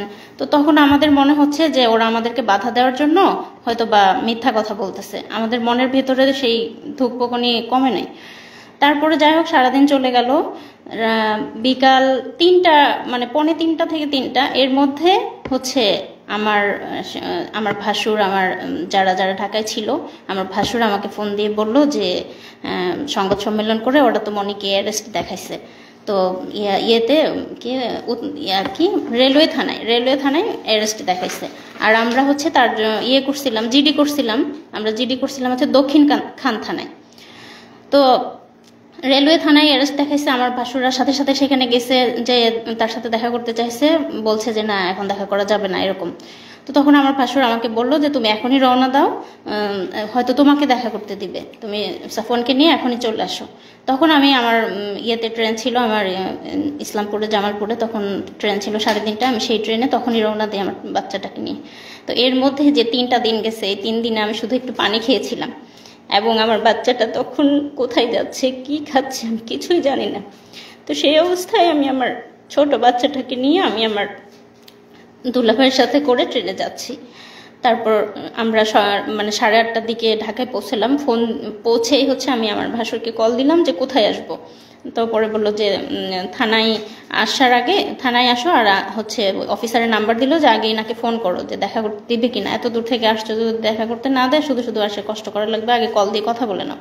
তো কল দিলাম, তখন ওনারা বললো যে না, রাত্রেবেলা আমরা কাউকে দেখা করতে দেই না, আমাদের অফিসাররা রাতে থাকে না, তো অনুমতি ছাড়া দেখা করা যাবে না, আপনারা কালকে সকালে আসবেন, সকালে তাকে কোর্টে নেওয়া হবে তখন আসবেন। তো আমি তো 3-4 দিনের এই ধকল, তার মধ্যে বাচ্চাটা নিয়ে আত্মীয়র বাসায় উঠেছি। আমার বাচ্চাটার অযত্নে ওর মানে পেটে গ্যাস হচ্ছে, মানে ওর প্যান্ট নষ্ট হচ্ছে, এরকম অবস্থা। তারপরে মানে যাই হোক আমার তখন ফিলিংসটা এমন ছিল যে আল্লাহ, পাওয়া তো গেছে, সে তো বেঁচে আছে, এটাই আলহামদুলিল্লাহ। হ্যাঁ, তখন এরকমই ছিল, আমার খালি মনে হচ্ছে কখন সকাল হবে, আমি কখন দেখতে যাব। তারপর সকালবেলা আসলাম। তো আসার পরে হচ্ছে 10:30টার দিকে আমি রেলওয়ে থানার সামনে আমার ছোট বাচ্চাকে নিয়ে, আমার ভাসুররা ছিল কোর্টে, মানে আমাদের কথা ছিল এমন যে যদি কোর্টে নিয়ে যায় যেন ওনারা দেখতে পায়, আবার থানায় থাকলে যেন আমি মানে যে কেউ একজন যেন দেখতে পারি, যে কেউ। তো ওনারা ওখানে ছিল, আর আমি আমার দুলাভাই সহ বাচ্চা সহ আমরা হচ্ছে রেলওয়ে থানার সামনে দাঁড়ায় আছি। আমরা হচ্ছে বারবার জিজ্ঞেস করতেছি, আমাকে তো কিছু বলতেছে না যে আছে কি না আসলে, বা এই সে কিছুই বলতেছে না। তো তখন আমার শ্বশুরবাড়ি যেহেতু পাবনা, আমার শাহজাদপুর পাবনার কাছাকাছি এক এলাকার একটা পুলিশ ছিল, উনি আমাকে বলল যে আপনারা অপেক্ষা করেন, আছে উনি এখানে, কিছুক্ষণ পর বের করা হবে। তো সকাল 10:30 থেকে 12:30 পর্যন্ত রোদের মধ্যে দাঁড়াই ছিলাম। আমাদেরকে থানায় ঢুকতে দেয় নাই, ওখানে কোনো বসার জায়গা ছিল না, এবং ওখানে যেহেতু স্টেশন, চাইলে আমরা যেয়ে বসতে পারতাম। আমাদের কাছে মনে হয়েছে যে 1 মিনিটও এখান থেকে নড়বো না, যদি এর মধ্যে নিয়ে যায়, আমরা কোথাও গেলাম তখন যদি নিয়ে যায়। আমার বাচ্চা তখন হচ্ছে মানে 2-2.5 বছর বয়স, মানে ওর খাওয়া ঘুম সব কিছু উল্টাপাল্টা হয়ে যাচ্ছে। তো যাই হোক তারপরে তাকে 12:30টার দিকে হচ্ছে বের করলো। যখন বের করলো দেখি যে তার 2 হাত বাঁধা, এবং মানে এই যে আপনারা দেখছেন আসিফ মাহতাব স্যারকে যেভাবে বেঁধে বের করছে কোর্টে, সেইভাবে তাকে বেঁধে বের করছে। আমি দৌড়ে চলে গেছি, দৌড়ে গিয়ে তাকে জড়ায় ধরে খালি আলহামদুলিল্লাহ বলছে, আর বলছি যে তুমি একটুও চিন্তা করো না, সব ঠিক হয়ে যাবে। হ্যাঁ, আমি কাঁদি নাই, আমি তাকে সাহস দিচ্ছি, আমি বলছি যে সব ঠিক হয়ে যাবে ইনশাল্লাহ, তুমি একটুও চিন্তা করো না। ও আমাদেরকে দেখে অবাক হয়ে গেছে যে আমরা কিভাবে জানলাম, কিভাবে এখানে আসলাম। তো আমার মানে আমরা ওখানে যাওয়ার সাথে আমার তো ধারণাই নাই যে ওরা মিডিয়ার মাধ্যমে জানছে, মানে থানার সংবাদ পাইছে, থানাতে চলে, কারণ আমি তো থানার মধ্যে, মানে আমি কিছুই বুঝতে, মানে আমি ওদেরকে দেখে অবাক হয়ে গেছি যে মানে ওরা এখানে চলে আসছে। আমি আমার ছেলেকে নিয়ে আমি যখন গেলাম দৌড়ায়, ওরা আমাদের কুকুরের মতো দূর দূর করে মানে ইয়ে করে দিচ্ছে, তাড়া দিচ্ছে, এই চলে যান চলে যান, খবরদার কাছে আসবেন না, কাছে আসলে কিন্তু আসামিকে টর্চার করবো, খবরদার কাছে আসবেন না। তো ও আমার বাবুকে জাস্ট একটা চুমা দিতে আসছিল, মানে ঠোঁটটা কাছে নিয়ে আসছে আমার বাবুর গালের কাছে, ওরা দিতে দেয় নাই। ওরা ওকে দড়ি ধরে টান দিয়ে হেঁচকে টান দিয়ে নিয়ে গেছে। এই দৃশ্য আমি কোনোদিনও ভুলবো না। তারপর যাই হোক, ওনাকে একটা সিএনজিতে উঠালো, পাশে তো 3-4 জন পুলিশ ছিল, তো সাথে সাথে আমরা আরেকটা সিএনজি ভাড়া করলাম। ভাড়া করার পরে আমাদেরই হলো যে আমরা ওদেরকে পুরো ফলো করব, ওরা যেদিক দিয়ে যাচ্ছে আমরা ওইভাবে। তো যে ফলো করতেছি, আমাদের সিএনজি ওদের সিএনজি পাশাপাশি ছিল এবং একটা জ্যাম লেগে যায়। জ্যাম লেগে যাওয়ার ফলে তাদের সিএনজি আর আমাদের সিএনজি একদম পাশাপাশি, মানে আমি বারবার আমার এখান থেকে দেখতেছি ও একটু করে তাকাচ্ছে। তো আমি সাফনকে বলছি, দেখো ওই যে তোমার বাবা, ডাকো বাবাকে ডাকো। সাফন ডাকতেছে, বাবা বাবা এমন করে ডাকতেছে। পুলিশ কতটা হিংস্র, কতটা খারাপ, সে সিএনজি থেকে বের হয়ে এসে, আমাদের সিএনজিওয়ালা একটু বয়স্ক ছিল, আমাদের সিএনজিওয়ালাকে লাথি মেরে বলতেছে যা তাড়াতাড়ি এখান থেকে, মানে আমাদের সিএনজি ওখানে দাঁড়াতে দিচ্ছে না। সে বয়স্ক মানুষটার সাথে খারাপ, জাস্ট আমার ছেলে একটু বাবা বলে ডাকছে, এটাই ওদের সহ্য হচ্ছে না। ঠিক আছে, তখন ওরা লাথি মেরে আমাদের সিএনজিওয়ালাকে বলতেছে যা তাড়াতাড়ি, মানে যেন দেখাই না হয় এরকম। পরে যাই হোক ওনাকে নিয়ে গেল, নিয়ে যাওয়ার পরে কোর্টে, মানে যখন ওনাকে সিএনজি থেকে নামিয়ে গারদে নিচ্ছে আমার ভাসুররা, তখন প্রথম 3-4 দিন পরে তাদের ভাইকে দেখতে পেল। তারপর আমরা নামার পরে আমরা মানে অপেক্ষা করছি কি করে কি হবে, কারণ আমাদের পরিবারে কোনো, আমার শ্বশুর বাড়ি আমার বাবার বাড়ি কোনো ফ্যামিলিতে এরকম কিছু হয় না, আমরা কিচ্ছু জানি না কি হতে যাচ্ছে কি হবে। কিন্তু আমার মনের মধ্যে একটা সাহস ছিল যে আমার ভাসুররা অনেক ভালো ভালো জব করে, ইনশাল্লাহ খুব দ্রুত বের করে আনতে পারবে। আমি জানি না, আমি ছোট মানুষ, তখন এসব বুঝি না, মানে এত কষ্ট যে হবে সেটা বুঝতে পারিনি। আমার মনে হয়েছে খুব দ্রুত 2-3 দিনের মধ্যেই হয়তো বের করতে পারবে। তো তারপর যাই হোক গারদ থেকে তাকে কোর্টে নেওয়া হলো। আমরা পিছে পিছে যাচ্ছি, আমাদেরকে একটু কাছে ঘেঁষতে দিচ্ছে না, মানে কোনো কথা কোনো ইনফরমেশন যেন আমরা তাকে না দিতে পারি বা উনি আমাদেরকে কিছু না জানাতে পারে, তার কাছেই ঘেঁষতে দিচ্ছে না এবং দূর দূর করে তাড়িয়ে দিচ্ছে। তারপর হচ্ছে তাকে তখন কোর্টে তোলা হলো। এরপর তুমি বলো। আসলে অভিজ্ঞতা বলতে গেলে আরও অনেক কষ্টের কথা, সব কিছু বলা এক লাইভে সম্ভব না। এরপরে তো আমাকে কোর্টে নিল গারদের, বা মানে কোর্টের কাহিনী আপনারা অনেকেই জানেন, যাদের পরিবারের অনেকে মামলা মোকদ্দমার শিকার হয়েছে। সেখানে কি অবস্থা সেটা আর বর্ণনা না করি, আমাদের লাইভ অনেক লম্বা হয়ে যাবে। তো আমাকে সেখানে যেহেতু বললাম যে ডিজিটাল নিরাপত্তা আইন, সরকার যে আইনটা করছে আমাদের বাক স্বাধীনতা হরণের আইন, আমাদের স্বাধীনতা হরণের আইন, সেই আইনে মিথ্যা মামলা দেয়, মামলা দিয়ে আমাকে কোর্টে চালান দেয় এবং কোর্ট থেকে আমাকে রিমান্ড দেওয়া হয়। আইনজীবী, আমি তখন আমার আইনজীবী বলছে যে পিএইচডি করে, পিএইচডি শেষ, মানে শেষের ইয়েতে, মানে স্কলার, সে রিসার্চার। এত কিছু শোনার পরেও বিচারক আমাকে রিমান্ডে দিছে, আসিফ মাহতাব স্যারকে বা আমাদের সম্মানিত শিক্ষকদেরকে যেভাবে দেওয়া হয় সেভাবে আমাকে প্রথমে 3 দিনের রিমান্ডে দেয়, পরে আরও 1 দিনের রিমান্ড এবং সেগুলার অভিজ্ঞতা বর্ণনা করতে গেলেও আরও অনেক লম্বা হয়ে যাবে। তো সেগুলো আজকে বর্ণনা না করি। তো 3 দিনের মানে রিমান্ডগুলো শেষ হওয়ার পরে আমাকে রিমান্ডের ওখানে আমার ফ্যামিলির কাছ থেকে টাকা দাবি করছে, আমার ফ্যামিলির কাছ থেকে টাকা করছে, আমার ওখান থেকে টাকা নিছে, আমার মোবাইলটা ওদের কাছে ছিল। মানে হাসিনা তো সারা বাংলাদেশে, সারা মানে পুলিশ এবং সব জায়গায় যে দুর্নীতি করছে, ওরা ওখানেই আমাকে বলতেছে যে মানে টাকা দিতে হবে। মানে ওখানে আমি কিভাবে টাকা দিব, তখন মানে আমাকে বিভিন্ন রকম ভয়ভীতি দেখাচ্ছে, আমার ফ্যামিলির উপর করবে, ফ্যামিলির উপর মানে ফ্যামিলিকেও জড়াবে এগুলোর মধ্যে। তখন আমি ওদেরকে বললি যে আমার মোবাইলটা আপনাদের কাছে আছে কিনা। হ্যাঁ, মোবাইল আছে। তখন আমি যেহেতু ইন্টারনেট ব্যাংকিং ইউজ করতাম, আমার কোরিয়ার যে ইন্টারনেট ব্যাংকিংয়ের অ্যাপস আমার মোবাইলে ইনস্টল করা ছিল, আমি ওখান থেকে ওদের মানে বিকাশে মানে ইনস্ট্যান্ট 10,000 টাকা ট্রান্সফার করে দিই। তখন মানে একটু মানে ঠান্ডা, মানে পুলিশ তো ঘুষখোর, মানে আমাদের কাছ থেকে 1 লাখ টাকা ওদের কাছ থেকেও চাইছে। তারপরে আমাকে মিথ্যা মামলা রিমান্ড শেষ করার পরে আদালতের মাধ্যমে আমাকে জেলে পাঠায় দেয়। তো জেলের অনেক অভিজ্ঞতা, জেল রিমান্ড এগুলা বলতে গেলে আসলে আরও বিস্তারিত বলার সময় নাই, লাইভও লম্বা হয়ে যাবে। তো জেলের সবচেয়ে সুন্দর একটা অভিজ্ঞতা হলো যে আমাদের শহীদ দেলোয়ার হোসেন সাইদি হুজুরের সংস্পর্শ পাইছি আমি ওই সময়। সাইদি হুজুর এবং আমাকে কেরানীগঞ্জ জেল থেকে কাশিমপুর জেলে পাঠানো হয়েছিল। তো কাশিমপুর জেলে যখন ছিলাম সাইদি হুজুর সেখানে ছিলেন। আমি এবং সাইদি হুজুর প্রায় 20-25 দিন একসাথে ছিলাম। বিকালে আমরা একসাথে হাত ধরে হাঁটতাম, সাইদি হুজুরের সাথে গল্প করতাম। অনেক অনেক অনেক নসিহা করছে, আমার হাত ধরে আমার ওই যে টর্চার করছে, আমার আঙ্গুলগুলা প্রায় আমি 3 মাস এই 2টা আঙ্গুল মানে কোনোভাবেই আমি মানে এরকম ভাঁজ করে এই 3টা আঙ্গুল দিয়ে আমি খাওয়া দাওয়া করতাম। এই 2টা আঙ্গুলের কোনো ফিলিং ছিল না। ওরা এমনভাবে মানে টর্চার করে যে এখানে বাইরে থেকে বোঝা যায় না, ভিতরের নার্ভ এবং ভেসেলগুলো যাতে ড্যামেজ হয়ে যায়। তো এই কারণে চাপ দেওয়ার ফলে হাত এবং পায়ের নার্ভগুলা কাজ করে না। বাইরে থেকে দেখে মনে হবে যে হালকা একটু দাগ বা এর মতো, কিন্তু ভিতরের নার্ভ মানে ড্যামেজ হয়ে যায়। এই কারণে দেখা যায় যে এদিকের সাপ্লাইগুলো বন্ধ হয়ে যায়। তো আমার এই 2টা আঙ্গুল প্রায় 3 মাস কোনো ফিলিংস পাইতাম না আমি। এবং আমি যেহেতু রিসার্চার, আমি পাইপেট ইউজ করি, আমি তো সবসময় এই ফিঙ্গারটা ইউজ করতে হয়। এই ফিঙ্গারের আমি কোনো মানে পেতাম, কোনো ফিলিংসই পাইতাম না। এটা তো এই ভাঁজ করা বা কোনো ফিলিংস ছিল না এই 2টা আঙ্গুল প্রায় 3 মাস। তো দেলোয়ার হোসেন সাইদি হুজুরের সভাপতি ছিলাম, উনি আমার হাতে মেসেজ করে দিচ্ছে, দোয়া করছে সাইদি হুজুরকে আল্লাহ জান্নাতুল ফিরদাউস নসিব করুক। এটা আমার জেলের সবচেয়ে সুন্দর অভিজ্ঞতা যে সাইদি হুজুরের মতো একজন মানুষের সহচর্যে আমি প্রায় 20 দিন ছিলাম। উনি আমাকে ওনার একটা ফতুয়াও গিফট করছিলেন ওই সময়। আর এই যে আমরা এতদিন পরে আজকে লাইভে আসছে, আপনারা সবাই জানেন যে বাংলাদেশ কোন ফ্যাসিবাদের মধ্যে ছিল। আমাদের কোনো বাক স্বাধীনতা ছিল না, আমাদের বলার কোনো সুযোগ ছিল না, বলার কোনো অধিকার ছিল না। মিডিয়া আমাদের কথা প্রচার করতো না।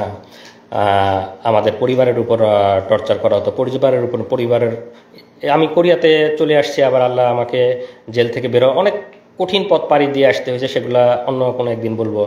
তারপরেও আমার এখানে পিএইচডি ডিগ্রি হয়েছে, আল্লাহ আমাকে ভালো চাকরি মিলাইছে, অনেক ভালো আছি। কিন্তু তারপরেও তো মানে দেশের প্রতি টান আছেই। আর এতদিন যে আমরা বলতে পারি নাই, কিন্তু এর মাঝে তো আমরা চুপ ছিলাম না। আমরা যারা বলতে চাই তারা তো আমরা বিভিন্নভাবে বলার চেষ্টা করি। আমি আল জাজিরাতে, বিবিসিতে, আমাদের শ্রদ্ধেয় সামি ভাই, তাসনিম খলিল ভাই, ওনাদের সাথে কথা বলছি, ওনাদের কাছে বলছি, বিবিসিতে বলছি, আল জাজিরাতে বলছি, সব জায়গায় হাসিনার ফ্যাসিবাদ, হাসিনার গুম, এগুলো আমরা অলরেডি ইন্টারন্যাশনাল মিডিয়াতে দিয়ে রাখছিলাম। এবং আজকের যে এই যে সরকারের পতন, এগুলো আসলে তো সব কিছুরই সম্মিলিত একটা মানে বাহিরে থেকে মানে র্যাবের যে স্যাংশন বা র্যাবের এগুলো সব কিছুই আসলে এই সম্মিলিত মানে রিপোর্ট বা এগুলোর মাধ্যমে হয়েছে। এবং আমি যেহেতু পিএইচডি রিসার্চার ছিলাম, আমি তো স্বাভাবিকভাবেই মোটামুটি তাদের সাথে ইংরেজিতে কথা বলতে পারবো। তো আমি তাদেরকে সব কিছু বিস্তারিত বলছি, বিবিসি, আল জাজিরা এবং মানবাধিকার সংগঠনগুলোকে। তো আসলে শেষ কথা এটাই যে আমরা যারা প্রবাসে আছি সবাই দেশকে ভালোবাসে, স্বাভাবিকভাবে আমিও ভালোবাসি, দেশকে অনেক ভালোবাসি। দেশকে ভালোবাসি জন্যই পিএইচডি শেষ করে ইচ্ছা ছিল দেশে ফিরে যাব, দেশে থাকব, দেশের জন্য কাজ করব, সেই আশা আকাঙ্ক্ষা নিয়েই গেছি। এবং নিজের যোগ্যতা বলে ইচ্ছা ছিল ইউনিভার্সিটিতে জয়েন করব, ইউনিভার্সিটিতে জয়েন করার চেষ্টা করেছি। কিন্তু আমাদের যেহেতু মেধাকে মূল্যায়ন করা হয় না, স্বাভাবিকভাবেই আমাকেও মূল্যায়ন করা হয় নাই। আমাকে দেশের জন্য কাজ করতে গিয়ে আমাকে আসামি হয়ে দেশ থেকে ফিরে আসতে হয়েছে। তো আমরা সেই কষ্ট নিয়েই এখনও আছি। শত কষ্টের পরেও আমরা আজকে আলহামদুলিল্লাহ বলি যে আমাদের শত জুলুম নির্যাতনের পরে আল্লাহ আমাদেরকে মুক্তি দিয়েছে, ফ্যাসিবাদ থেকে মুক্তি দিয়েছে, জালিমের শাসন থেকে মুক্তি দিয়েছে। এবং আজকে আমান, আজমি, আরমান ভাইরা ফিরে আসছে আয়নাঘর থেকে, এটা দেখে আমরা কান্না করতেছি। আমি, আমার স্ত্রী, আমরা কান্না করতেছি যে আমরা 3 দিন ঘুমিয়ে আমাদের কি অবস্থা ছিল, মনের অবস্থা। এই ভাইরা 8-10 বছর ধরে গুম, তাদের মনের অবস্থা কি? আপনারা হয়তো তাদের কথাও শুনবেন, তারা আস্তে আস্তে হয়তো আসবে। তাদের মানসিক অবস্থার কি অবস্থা আমি জানি না। 3 দিনেই তো আমার মানসিক অবস্থা বর্ণনা করলাম। এবং এই অবস্থায় সবসময় দেশে যাওয়ার জন্য উদ্গ্রীব, যেহেতু মিথ্যা মামলা দিয়ে রেখেছে এবং দেশের জন্য কাজ করতে গিয়ে দেশ থেকে আসামি হয়ে ফিরে আসছি। দেশে যাওয়ার খুব বেশি সুযোগ ছিল না। এর মাঝে আমার আম্মা ক্যান্সারে আক্রান্ত হয়ে মারা যায়। আমি আম্মাকে শেষবার দেখতে পারেন। আম্মা মারা যাবে, আম্মা ডাক্তার বলছে যে এত মেয়াদ আছে, এত মাস ম্যাক্সিমাম হয়তো টাইম পাইতে পারে আম্মার ডায়াগনোসিস হয়েছিল লেট স্টেজে। সব কিছু জানার পরেও আমরা আম্মার জন্য যাইতে শেষ মুহূর্তে না পেরে, আম্মার যখন অবস্থা বেশি খারাপ, আমি টিকিট কাটছিলাম, আমি আমার স্ত্রী সন্তান আমরা 4 জন সবাই টিকিট কাটছি যে যত যাই হোক আমাকে গ্রেপ্তার করলেও আমি যাব, আম্মাকে আমার দেখতেই হবে। আম্মা সেই শেষ সময় আমি টিকিট কেটে যাওয়ার চেষ্টা, করোনা, তখন করোনার পিক সময়, টিকিট অনেক এক্সপেন্সিভ, টিকিট পাওয়া যায় না, ফ্লাইট নাই। সেই মুহূর্তে আমি টিকিট কেটে মানে আম্মার জন্য গেছি। কিন্তু আমি যেদিন টিকিট কাটছি আম্মা তার পরের দিন মারা গেছে। আমি যেতে যেতে আম্মার জানাজা পাই নাই, আমার যেতে আরও একদিন ডিলে হয়েছে। কারণ তখন করোনার সময় তো আমাদের পারমিশন নিয়ে যাইতে হইতো যে আমরা ফিরে আসবো। করোনার সময় ফ্লাইট অ্যাভেলেবেল ছিল না, টিকিট কেটেই যাওয়ার সুযোগ ছিল না। তো টিকিট কেটে আমার ফ্লাইট ছিল 2 দিন পরে, আমি যেদিন টিকিট কাটছি পরের দিন আম্মা মারা গেছে। তো আমি আমার আম্মাকে পাই নাই, এই আফসোস আমার সারা জীবনে যাবে না। আমি আম্মাকে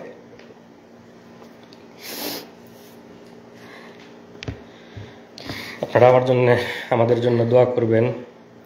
যারা যারা হাসিনার জালিম হাসিনার ফ্যাসিবাদের কবলে আছেন সবার জন্য আমাদের দোয়া থাকবে, এবং যারা যারা আজকে আয়নাঘর থেকে ফিরে আসতেছেন তাদের জন্য দোয়া থাকবে। এবং আমরা আবার ফিরে আসতে চাই, শত নির্যাতনের পরেও আমরা চাই আমরা দেশে ফিরে আসব, দেশের জন্য কাজ করব, নতুন দেশ গঠনে আমরা সবাই একসাথে ঐক্যবদ্ধভাবে কাজ করব, এবং আমাদের নতুন বাংলাদেশ হবে সুজলা সুফলা, এবং যেখানে কোনো দুর্নীতি থাকবে না, যেখানে কোনো ফ্যাসিবাদ থাকবে না। এই ডিজিটাল নিরাপত্তা আইন, বাক স্বাধীনতা হরণের আইন উঠিয়ে দেওয়া হবে। এবং আমি আশা করি যারা মানবাধিকার সংস্থায় আছেন, যারা নতুন সরকার গঠন করবেন, তারা এই ফ্যাসিবাদী এবং বাক স্বাধীনতা হরণকারী এই ডিজিটাল নিরাপত্তা আইন আপনারা উঠিয়ে দিবেন। যারা যারা আমরা নির্যাতনের শিকার তাদেরকে এই জুলুম থেকে আপনারা মুক্তি দেবেন। এবং আমি পরিশেষে যে ছাত্র আন্দোলনের মাধ্যমে এই ফ্যাসিবাদ, এই জুলুম থেকে আমরা মুক্তি পেয়েছি আল্লাহর অশেষ মেহেরবানিতে, তাদেরকে আমি ধন্যবাদ দিতে চাই। তাদেরকে ধন্যবাদ দেওয়ার কোনো ভাষা আমার জানা নেই। তাদের এই আন্দোলনের ফলে এবং যারা শহীদ হয়েছেন তাদের আত্মার মাগফিরাত কামনা করি। পরিশেষে আমি বলবো যে আমরা সবাই মিলে ইনশাল্লাহ একটা নতুন বাংলাদেশ গড়ব, যেখানে থাকবে না কোনো ভেদাভেদ, কোনো মারামারি, কোনো এরকম কোনো, যাতে আর কাউকে এভাবে লাইভে এসে তার এই কঠিন পরিস্থিতির বর্ণনা না করতে হয়। সবাইকে ধন্যবাদ। আসসালামু আলাইকুম ওয়া রাহমাতুল্লাহ।